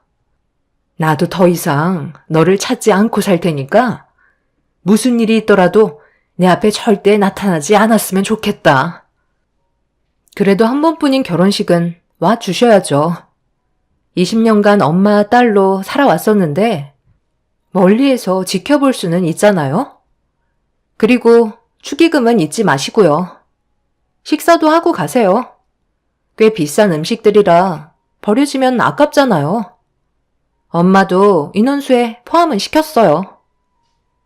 더는 남편과 딸의 얼굴을 보는 게 너무 힘이 들어 서둘러 집 밖으로 뛰쳐나왔어요. 그리고 청첩장에 박혀있던 전처의 이름은 저를 더욱더 분노하게 만들었습니다. 도저히 용서를 해줄 수 있는 상황이 아니었어요. 아무리 그래도 서로 간에 지켜야 할 도리가 있는 건데 딸과 남편은 상식 밖의 행동을 보여주었죠. 그날이요, 남편과 저는 이혼을 준비하게 되었어요. 저도 참아왔던 만큼 남편과 딸에게 똑같이 갚아주는 게 맞을 것 같아 결혼식 날 참석하게 되었고 멀리서 지켜보고 있는데 정말 전처가 남편 옆에서 결혼식을 축하해 주려고 찾아온 손님들을 맞이하고 있었습니다. 그 자리는 원래 제가 있어야 할 자리였지만 차라리 잘 됐다 싶었어요. 그래서 그 모습을 계속 주시하며 보고 있다가 예식 5분 전에 퀵 배달이 도착했고 신부 대기실로 들어가 전달을 해 주었어요. 그리고 잠시 뒤 딸의 비명소리가 예식장에 울려 퍼지면서 딸은 신부 대기실 문을 박차면서 밖으로 나왔어요. 그리고 주위를 두리번거리며 저를 찾고 있길래 모두가 모인 자리에서 딸 앞으로 다가갔습니다. 서류 봉투를 손에 들고 부들부들 떨고 있길래 무슨 할 말이 있냐고 물어보는 말에 딸은 갑자기 꼬리를 내리면서 자신의 잘못을 인정하고 있었네요. 하지만 이미 돌이킬 수 없을 만큼 너무 멀리 와버렸기 때문에 저도 딸과 남편을 용서해 줄 수 없었어요. 이제 와서 용서를 구한다고 달라지는 건 아무것도 없어. 내가 얘기했지? 후회할 일 만들지 말라고. 분명 몇 번이나 경고했었는데 너는 내 말을 무시하고 끝까지 나한테 상처를 줬잖아. 그런데 나는 너한테 이런 식으로 행동하면 안 되는 거니? 아니, 그렇다고 이렇게까지 하는 건 문제가 있는 거죠. 솔직히 이건 건들면 안 되는 거 아닌가요? 제가 왜 저 사람이랑 결혼을 허락받을 수 있었는데요. 엄마가 저한테 그 건물은 주기로 약속하셨잖아요. 그런데 지금 그 건물을 처분하시면 어쩌자는 거예요? 이건 엄연히 다른 문제라고요. 제가 그 건물에 얼마나 많은 계획을 가지고 있었는지 알아요? 이게 다 무슨 말이야? 그 건물을 왜 처분하신다는 건데? 당신이 거기에 병원을 크게 개원할 수 있게 해준다며? 그래서 우리 부모님이 그 조건 때문에 결혼 허락해 주신 건데, 갑자기 이렇게 말을 바꾸면 어쩌자는 거야? 거기 위치가 얼마나 좋은 곳인데. 아직 처분된 거 아니니까 기다려 보라고. 내가 다 해결하면 되는 거잖아. 엄마, 내가 잘못했어요. 나는 그냥 친엄마랑 결혼식을 올리고 싶었던 것 뿐이에요. 한 번뿐인 결혼식이니까 그렇게 할 수 있는 거잖아요. 나를 낳아주신 분과 함께 하고 싶었던 건데 그게 그렇게 잘못된 거예요? 그리고 그동안 제가 버릇없이 행동한 건 전부 다 저희 친엄마가 시켜서 그런 거라고요. 친엄마가 항상 저한테 얘기하셨어요. 아빠를 꼬셔서 그 자리를 꿰차고 들어갔으니 제가 복수를 해야 된다고 그러기에 여태까지 마음에도 없는 행동을 했던 것 뿐이에요. 저는 제자리로 돌려놓고 싶었다고요. 그게 가정의 평화가 오는 거라고 생각했어요. 그래서 나한테는 한 번이라도 그런 일들을 얘기한 적이 있었어? 없었잖아. 여태 내 친자식도 안 낳고 너와 차별할까봐 불면 날아갈세라 그렇게 희생해서 키웠건만 고작 돌아오는 게 이런 거니? 너가 내게 솔직히만 털어놨어도 금방 오해가 풀렸을 것을. 은혜도 모르는 것. 그런데 이제 와서 그런 말을 한다고 달라질 수 있다고 생각하니? 미안하지만 변명은 이미 늦었고, 그리고 내가 가진 모든 건 전부 다 회수해 가도록 하마. 내가 뭐가 부족해서 능력도 없는 교수직 너희 아빠 꼬시려 했겠니? 너희 아빠가 나를 밤낮 가리지 않고 쫓아다녀서 받아준 거다. 그런데 시간이 흐르면서 나에 대한 소중함을 모르는 너나 너희 아빠 행동을 더 이상 지켜볼 수가 없어서 전부 다 회수해 간다는 건데 그게 뭐 잘못됐다는 거니? 네가 그토록 원하는 친엄마랑 너희 아빠랑 오순도순 지지고 볶고 행복하게 잘 살아가렴. 딸은 저에게 애원하며 주기로 했던 건물은 줘야 한다고 애원하고 있었어요. 하지만 저는 더 이상 딸의 말을 들어주지 않았습니다. 그렇게 되자 신랑 측에선 결혼에 대해 다시 생각해 봐야겠다며 파투를 냈고 이런 문제가 전부 다 친모가 뒤에서 이간질시켜 문제가 커진 거라고 딸이 화를 내자 남편이 제 손을 잡으며 중요한 상가와 건물이 제 명의로 되어 있었다는 걸 그동안 깜빡 잊고 살았다면서 용서를 구하며 제가 결혼식에 자리를 빛내달라고 옆에 있던 친모를 남편은 강하게 밀쳤습니다. 그렇게 되자 친모는 남편의 행동에 화가 났는지 머리채를 잡으면서 난리를 치기 시작했어요. 한순간에 결혼식장은 아수라장이 되어버렸죠.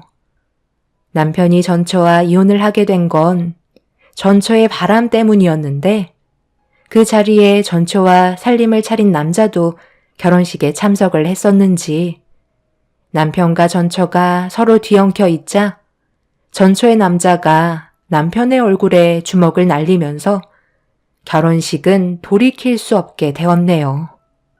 제가 원하는 그림은 아니었지만 제가 20년 동안 힘들게 이끌어왔던 가정이 한순간에 무너지게 되는 순간이었습니다.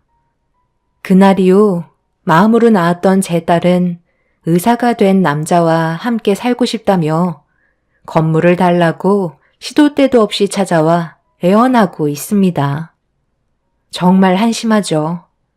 친모의 말만 듣고 움직인 것도 한심하지만 저와 마음을 터놓고 제대로 된 대화를 주고받았다면 이런 일도 없었겠죠. 본인들이 선택한 삶 어쩌겠어요.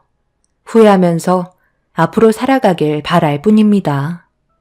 그동안 가정을 위해 모든 걸 희생하면서 살았다면 이제는 제 삶을 위해 남은 인생 살아가야겠습니다. 세상 떠나신 부모님께서 뒤늦게 남겨주신 재산으로 저를 좀 더 가꿔야겠네요.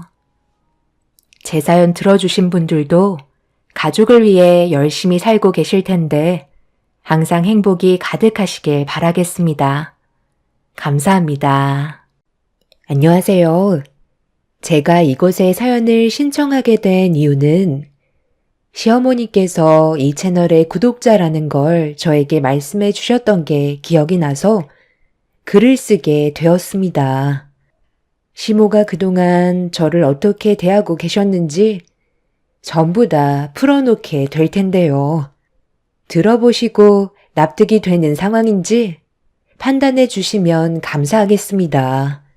구독자라고 하시는 분이 정신을 차리지 못하신 걸 보면 그 못된 성격을 절대로 고치실 수 없을 것 같습니다.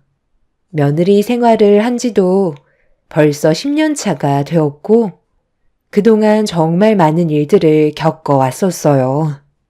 웃는 날보다 눈물을 흘리게 되는 날이 훨씬 많았을 정도로 시모와의 관계는 정말 좋지 않았고 그 이유는 딱 하나였어요.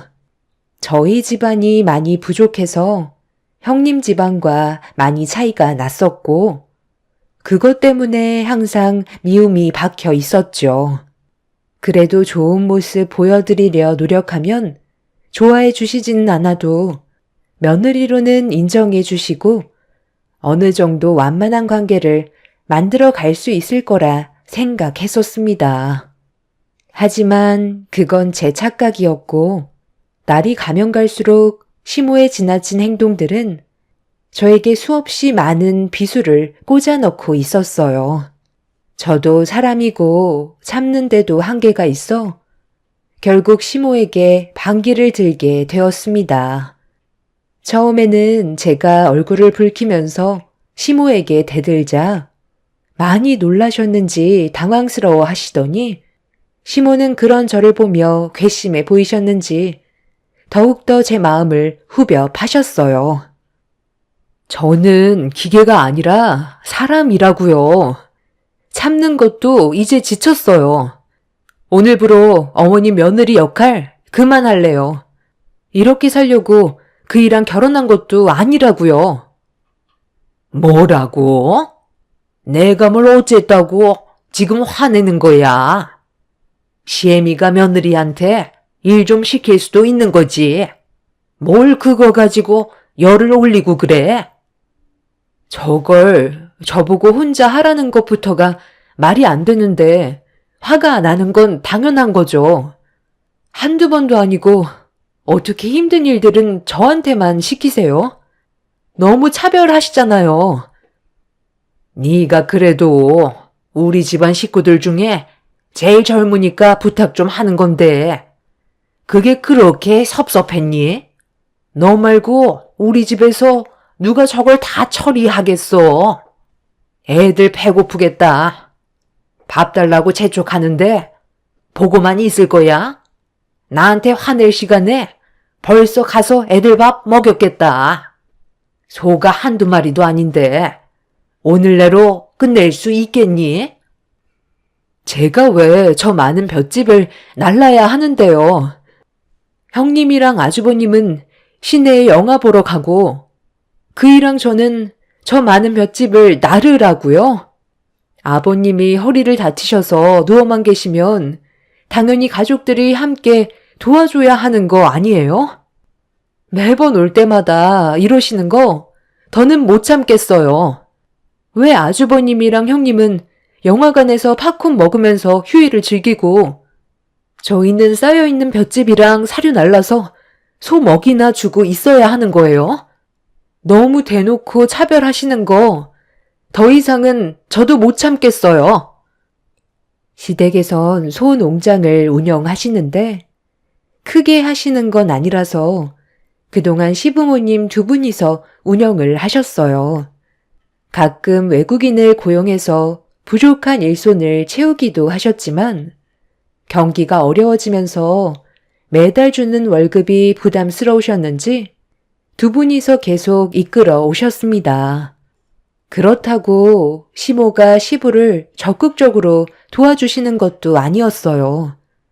거의 대부분을 시부가 무리해가며 힘겹게 끌고 왔었는데 몸에 한계가 오셨는지 결국 허리 근육 파열로 한동안 꼼짝없이 누워 계셔야만 했습니다.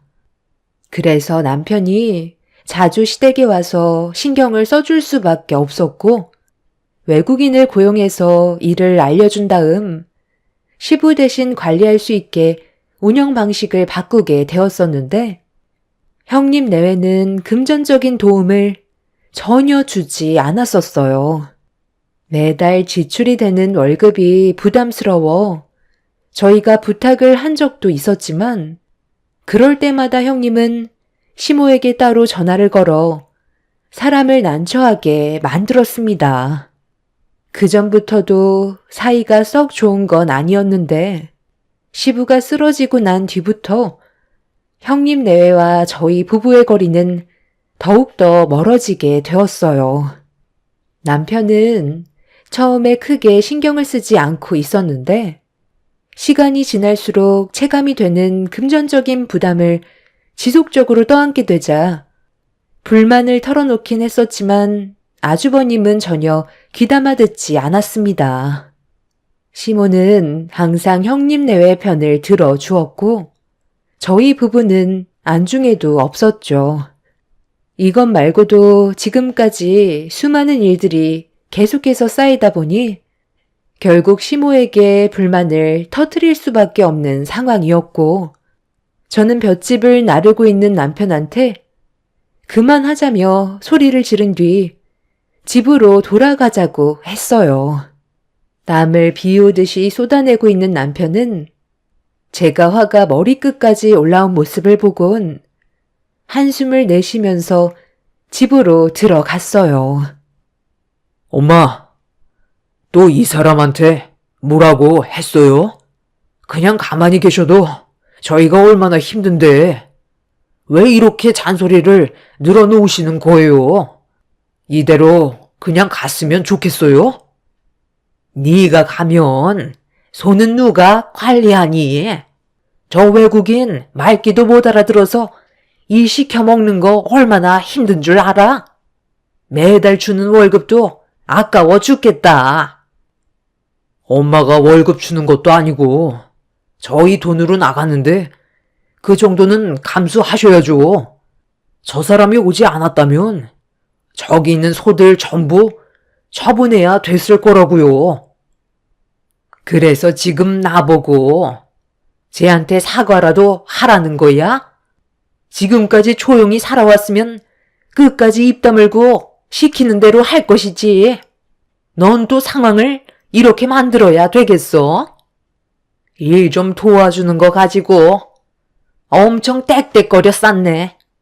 아쉬운 내가 먼저 손을 내밀어야지 어쩌겠어? 예, 미안하다. 됐지? 어서 여물이나 줘라. 그게 끝이에요? 형님이랑 아주버님도 앞으로 같이 일을 도와주고 매달 일꾼에게 나가는 월급도 나눠서 내게끔 해야죠. 미안하다고 하셨으니까 깔끔하게 정리해 주시는 건 당연한 거 같은데요. 저 정말 한계까지 올라와서 더는 참기 힘들어요. 어머님이 앞으로 어떻게 하시냐에 따라서 상황이 달라질 것 같네요. 시모는 입이 산 만큼 나오셔서는 저에게 억지로 미안하다고 하셨지만 끝까지 형님 내외는 부르지 않더라고요. 그래서 제가 직접 전화를 한 뒤에 시모를 바꿔준 뒤 서둘러 시댁으로 오게 만들었고 남편과 제 눈치를 보게 된 시모는 어쩔 수 없이 형님 내외가 서둘러 왔으면 좋겠다고 했지만 정말 어이가 없었던 건 시모가 계속 단 것만 먹여서 그런 건지 분위기 파악을 하지 못하고 늦은 저녁이 되어서야 집으로 기어 들어왔어요. 이미 한계치까지 분노가 차올라 버린 저희는 불만이 터져 나올 수밖에 없었고 결국 서로에게 씻을 수 없는 상처가 등을 돌리게 되는 상황까지 오게 만들 정도로 형님 내외는 분위기 파악을 하지 못하고 있었습니다. 그동안 육아 스트레스로 우울증이 생겨서 어머님이 스트레스 좀 풀고 오라고 했던 건데 그게 그렇게 마음에 안 들었으면 동서도 서방님이랑 영화 보러 가면 되는 거잖아. 지금 그걸 말이라고 하세요? 영화를 볼 거면 아버님 댁에 오지 말고 형님 집 근처에 있는 극장에서 가서 보면 되지. 굳이 여기까지 와서 봐야 되는 거예요? 아버님이 그동안 무리를 하셔서 허리를 다쳐 누워 계시면 형님이 먼저 나서서 해결을 할 수 있게 서로 의논하고 방법을 찾는 게 우선인데 시댁에만 오면 손가락 하나 까딱하기 싫어서 이리저리 내빼기만 하려는 그런 모습이 너무 꼴보기가 싫어요. 왜 저희만 계속 손해를 보면서 지내야 되는 건지 모르겠고 왜 형님만 어머님한테 대우받아가면서 차별을 받아야 되는지도 모르겠어요. 그래서 이제 그만하려고요. 무슨 영화를 극장에서 12시간을 보나 봐요? 한 번 나가면 들어올 생각을 안 하시잖아요. 아주버님도 그러시는 거 아니에요. 집안의 장남이라는 사람이 꾀만 부릴 줄 알지 집안이 어떻게 돌아가고 있는지는 전혀 관심이 없잖아요.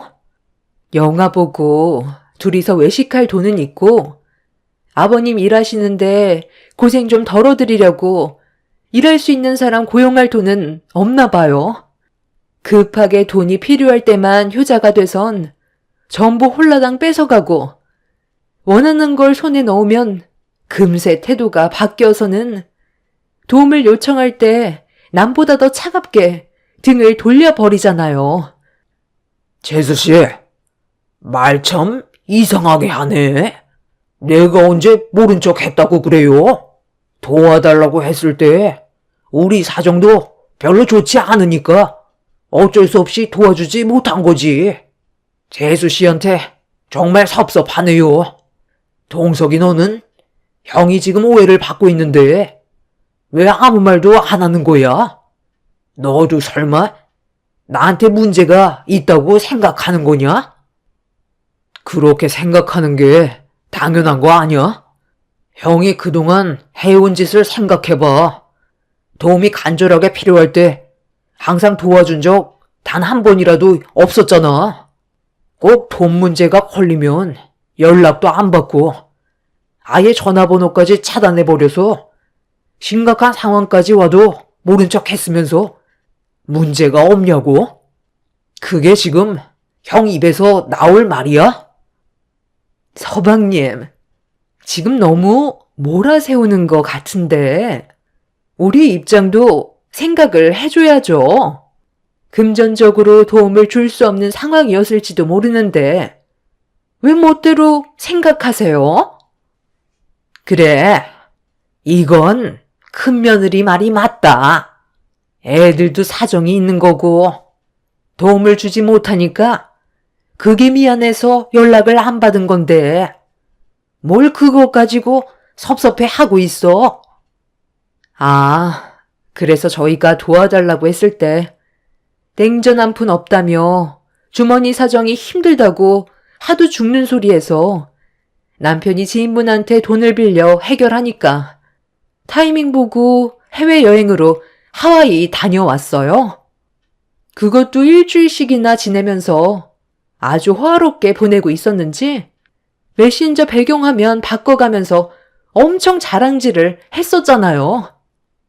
형님 내외는 본인들의 실속만 챙길 줄 알지 도움을 베풀어 줄 생각은 전혀 하지 않았었어요. 이런 자잘한 일들이 계속해서 쌓이고 쌓이다 보니 안 좋아진 감정으로 좋은 말이 나갈 수 없었습니다.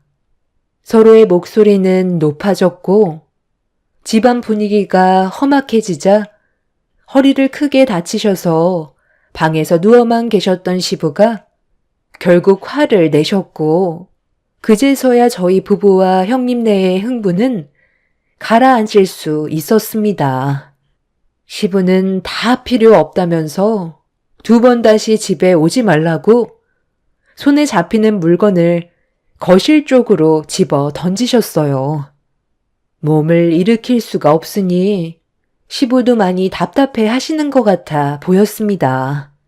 시모와 형님 내외는 뭐가 문제인지 알면서도 끝까지 인정을 하지 않으려는 모습에 저희 부부는 더 이상 참을 수가 없었어요. 그래서 그날 이후 더는 시댁에 가지 않으려 했는데 며칠 뒤 시부의 건강 상태가 많이 안 좋아지셨는지 계속해서 고통을 호소하셔서 시부를 병원으로 옮겨드려야 되는 상황 때문에 또다시 시모와 형님 내외의 얼굴을 마주할 수밖에 없었죠.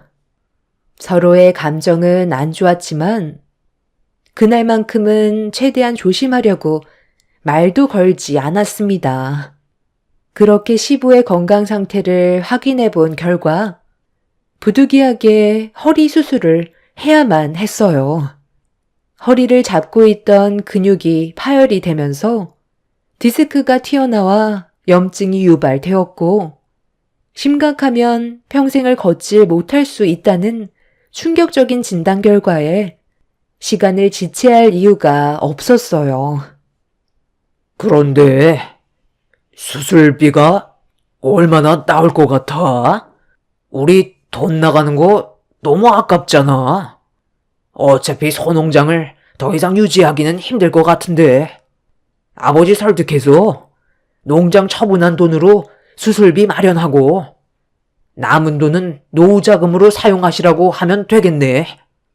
간간히 돈 필요할 때 우리가 빼서 쓰기도 하면 되니까 그렇게 설득시키는 게 좋을 것 같은데. 당신도 나랑 같은 생각이지? 이 집안의 장남인 내가 결정하는 대로 동생이랑 재수 씨도 따라와 주겠지. 본인들도 수술비 안 내줄 거 아니야. 손해보는 짓 절대로 하지 않으려는 것 같은데. 이왕 이렇게 된 거 소농장 처분하고 어느 정도는 내가 좀 가져가서 삶에 보태 쓰는 것도 나쁘지 않겠소. 당연히 그렇게 해야지. 당신이 장남이면 그만한 권리 충분히 있어. 그리고 우리는 대를 이어줄 손자를 낳아줬잖아. 그거면 농장 처분한 돈 우리가 다 가져가도 할 말 없는 거야. 동서내외는 딸을 낳았으니 고개조차 들지 못하고 돈 달라는 말도 못해. 당신이 장남이니까 알아서 해. 그럼 우리 농장 처분한 돈으로 해외여행 한번 더 갈 수 있는 거야. 이번에는 좀 더 길게 다녀오면 좋겠다. 우리끼리 돈 쓰면 눈치 보이니까 어머님도 지인분들과 여행 좀 다녀오시라고 돈 좀 지어드리는 것도 괜찮겠네. 어차피 농장 처분한 돈 당신이 관리할 거잖아.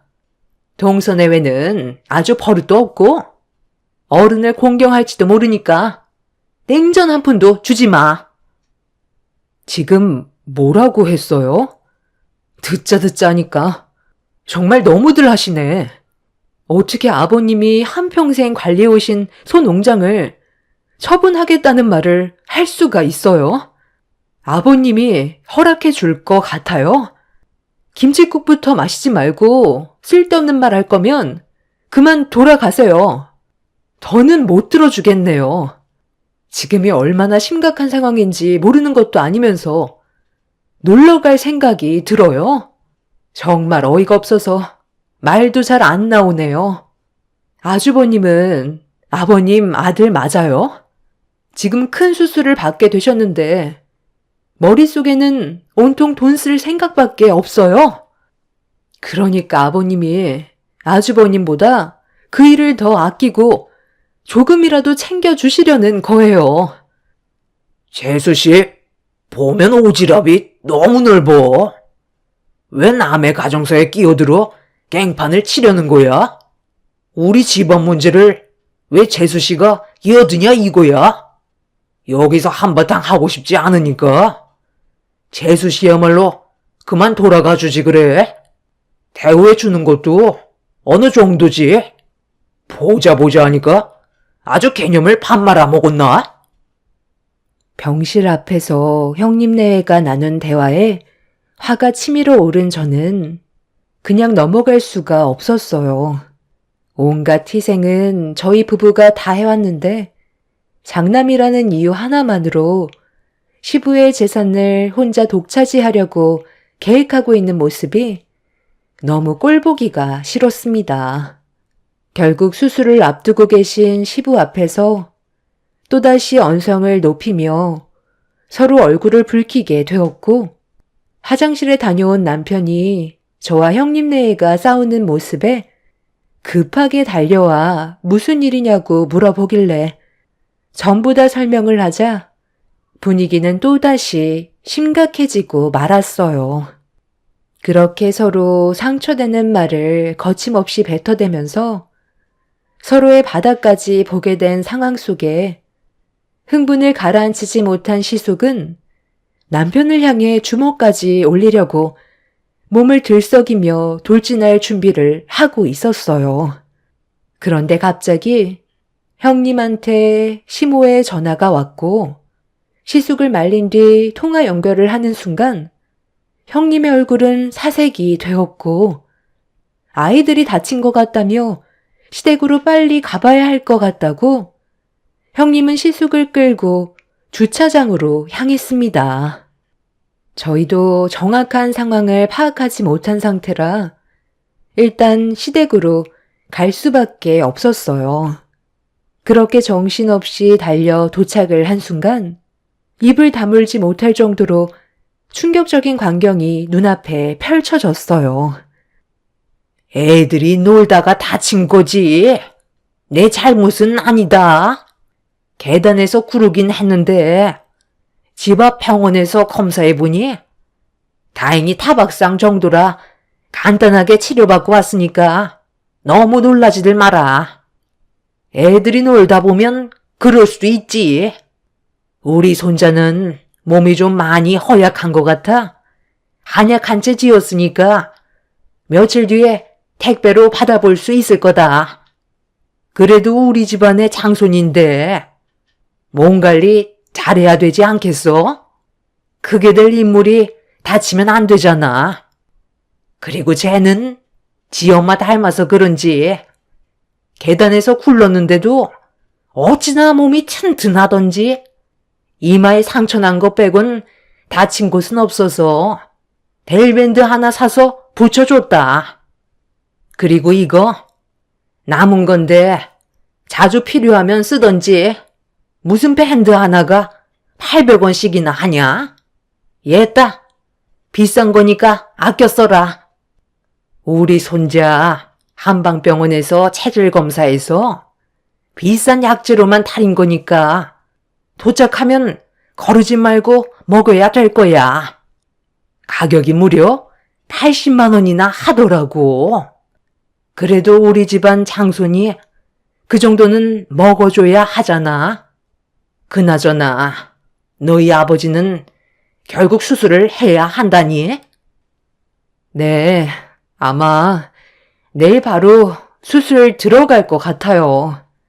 몸 상태가 많이 안 좋으셔서 더 이상 농장 관리는 무리세요. 그래도 애들이 크게 다치지 않아 다행이에요. 어머님도 많이 놀라셨을 텐데 한방병원까지 다녀오셨어요? 지우가 요즘 몸이 좀 약해진 것 같아 걱정이 많았었는데 신경 써주셔서 감사해요. 어머님, 지금 뭐 하시는 거예요? 채빈이 제가 데려가겠다는 거 신경 쓰지 못한다고 봐주신다고 하셨으면 애들이 위험해지지 않게 신경을 쓰셨어야죠. 이마에 난 상처가 깊은 것 같은데 밴드 붙이면 끝인 거예요? 지우는 장손이니까 80만 원짜리 한약 지어주고 제 딸은 800원짜리 밴드 붙여주면 끝이에요? 그 정도도 많이 신경 써준 거지. 뭘 더 바라는 거니? 봐준 것만도 감사하게 생각해라. 애들 보는 게 쉬운 줄 알아? 볼일 끝났으면 그만 돌아가 봐라. 엄마, 채빈이는 제 딸이고 엄마 손녀예요. 어떻게 애들을 앞에 두고 차별을 하실 수가 있어요? 저도 더는 엄마 얼굴 보고 싶지 않으니까 인연 끊자고요. 시모는 형님 아들과 제 딸을 심하게 차별을 하셨고 대놓고 비교를 하신 행동에 제 딸이 많이 서운했었는지 할머니가 밉다며 좀 전에 있던 일들을 전부 설명했어요. 시모는 누워서 잠만 자고 있었고 형님 아들은 제 딸을 계속 괴롭히면서 놀리다가 몸싸움이 벌어졌는데 형님 아들이 제 딸을 계단에서 밀어버렸다고 충격적인 상황을 설명해주고 있었죠. 그 말에 당황한 시모와 형님 내외는 자리를 회피하려 했고 저 또한 너무 화가 나 시모에게 처음으로 막말을 퍼부어 버렸어요.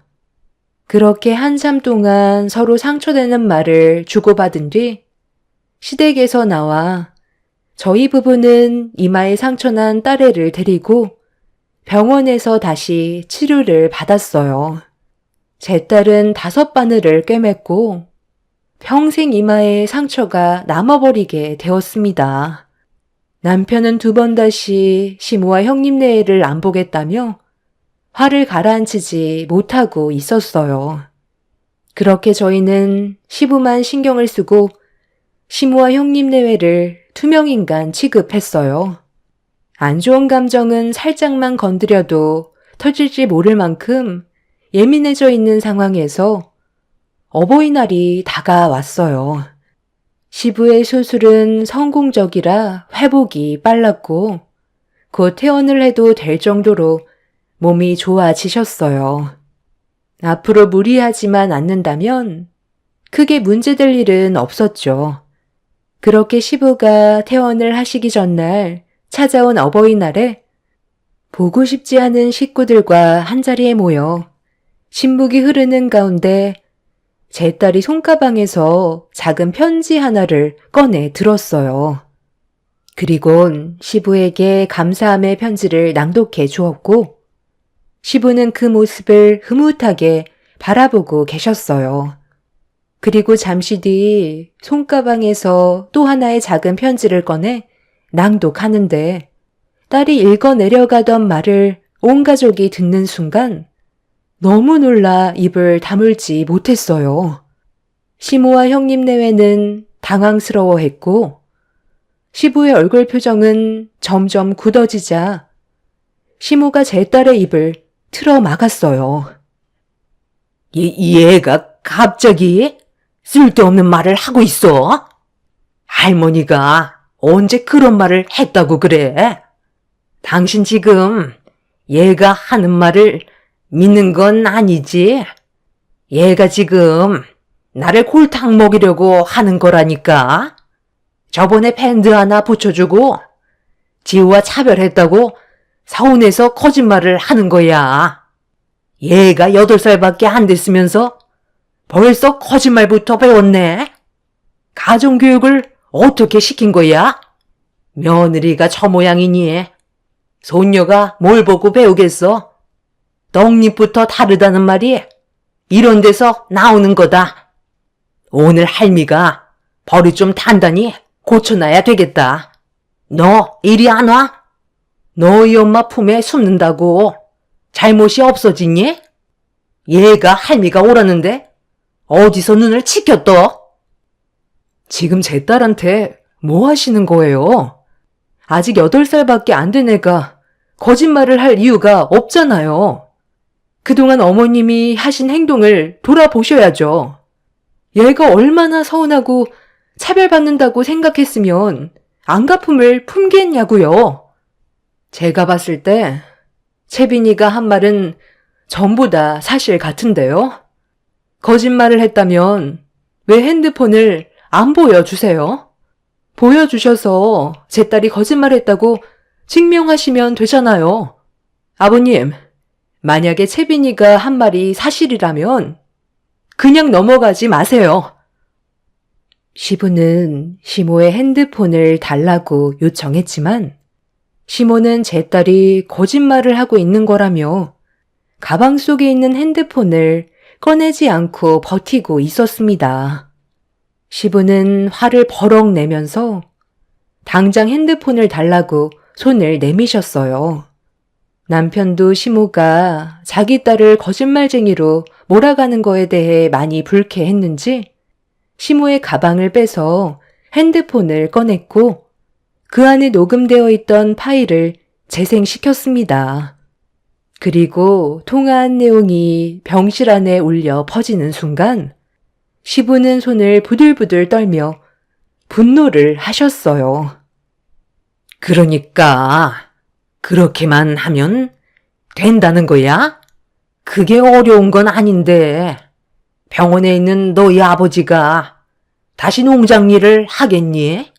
몸도 제대로 가누지 못해 앓고 있는데 허리가 다쳐서 꼼짝을 못한 거지. 수술받고 경과 좋아지면 무조건 농장 관리하게 되어 있어요.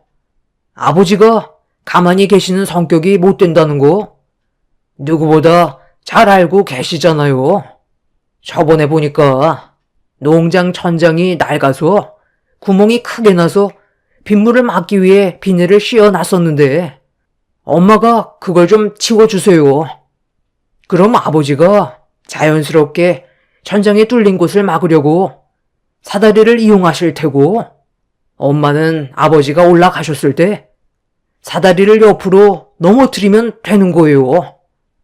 허리는 한 번 다치면 2번은 쉽게 재발되기 때문에 이번에는 강도를 좀 크게 해서 2번 다시 일어나지 못하시게 작업을 하면 될 것 같아요.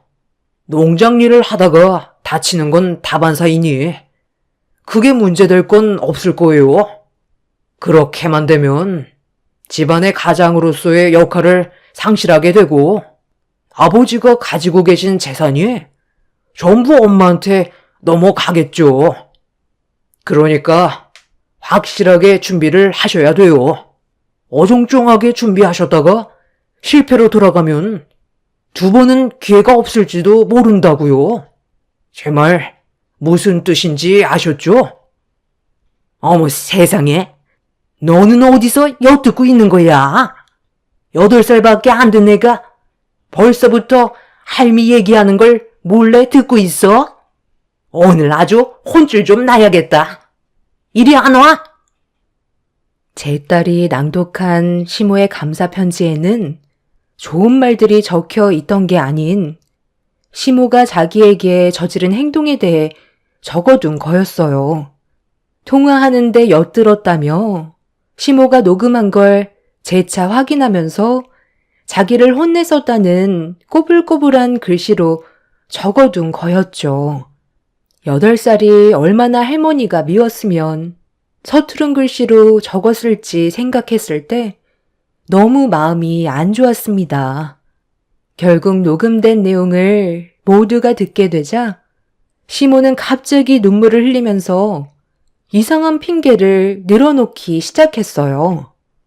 시숙과 함께 하려던 계획에 성공하게 되면 나중에 시숙이 자기도 헤아려 들지 모른다는 불안감이 엄습해와서 자기를 함부로 건들지 못하게 증거물을 남기려 녹음을 했었다는 핑계를 대고 계셨어요. 두 모자가 시부의 재산 때문에 충격적인 계획까지 세우고 있다는 걸 알게 되면서부터 저희 부부와 시부는 시모와 형님 내외를 절대로 용서하고 싶지 않았습니다. 어버이날 딸이 읽어내려간 감사 편지 하나로 모든 진실이 밝혀졌고 집안은 난장판이 되어버리고 말았습니다. 그날 이후 시부는 시모와 형님 내외와 인연을 끊어내겠다면서 단호하게 결정을 하셨어요. 집 근처에는 얼씬도 못하게 만들었죠. 저희 부부만 시부 옆에서 일손을 도와주며 왕래를 하게 되었습니다. 시부는 시모와 시숙에게 조금의 재산도 주지 않겠다며 확실하게 못을 박으셨어요. 이 일이 생기고 나서 시모와 형님 내외는 시댁에 발도 들이지 못하고 있네요. 중간에 몇 번 시모가 저희 집에 찾아와서 시부의 마음이 돌아올 수 있게 말 좀 잘해달라며 과거의 일들은 전부 잊어버리고 좋은 관계를 다시 유지할 수 있게 노력하자는 말을 하셨지만 제 딸에게 주었던 상처들이 시모 얼굴만 보면 생각이 나서 시모를 받아주지 않았습니다. 그렇게 1년의 시간은 순식간에 지나가게 되었고 얼마 뒤 또 한 번 저희 집의 문을 두드리셨어요. 이번에는 시모와 형님이 같이 와서 부탁을 하고 있었습니다. 저희는 더 이상 대화할 이유가 없다고 문을 다시 닫으려는데 형님이 갑자기 제 앞에서 무릎을 꿇더니 오열을 하기 시작했어요. 급하게 돈이 필요하다며 도움을 달라고 애원을 하고 있었습니다. 알고 보니 시숙의 몸에 문제가 생겨 치료를 받아야 하는데 꽤 많은 돈이 필요로 해 보였어요. 시모는 시부에게 쫓겨나게 된 이후 시숙 집에서 같이 지내면서 시부의 마음이 돌아올 때까지 때를 기다리고 있었는데 그 사이 시숙이 가족들 몰래 주식에 빠져 있었다는 걸 뒤늦게 알게 되었죠. 상당히 많은 돈을 잃은 상태에서 집안의 위기가 찾아왔는데 하필 그 타이밍에 시숙의 몸에 암이 생겨 버렸습니다. 대장암 3기로 서둘러 치료를 받아야 하는 상황이지만 시부의 문은 굳게 닫혀 있었고 이 일을 하루라도 빨리 해결하기 위해 발길을 돌려 저희 집으로 찾아온 거였어요. 안타까운 상황이지만 저희가 해줄 수 있는 건 아무것도 없었기 때문에 오열을 하고 있는 시모와 형님을 되돌려 보냈습니다. 그리고 남편이 시부에게 전화를 걸어 대화를 나눴고 앞으로 어떻게 하실 건지 의논을 했었는데 시부는 당신을 해하려 했던 시모와 형님 내외를 용서해 줄 마음이 없다면서 더 이상의 대화를 이어나가지 않으셨어요. 결국 지금 현재 시숙은 살고 있는 집을 처분하고 작은 집으로 이사한 다음 남은 돈으로 치료비와 생활비를 충당하고 있는 상태입니다. 시부는 아직까지 조금도 시모와 형님 내외를 받아줄 생각이 없어 보이세요.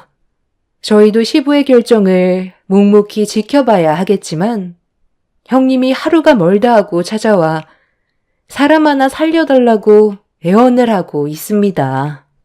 시모 또한 과거의 행동에 대해 뉘우치고 계시기는 한데 저희가 당한 게 있다 보니 쉽게 손을 내어드리지 못하고 있어요. 여러분들께서는 시숙을 도와주는 게 맞는다고 생각하시나요? 시부의 결정이 내려지지 않은 상황에 저희 부부가 독단적으로 결정할 일은 아닌 것 같거든요. 남편도 선뜻 나서지 않는 상황입니다.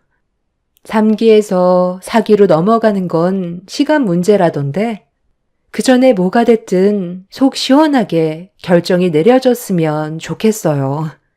제 사연 들어주신 분들 늘 건강 유의하시길 바랍니다. 감사합니다.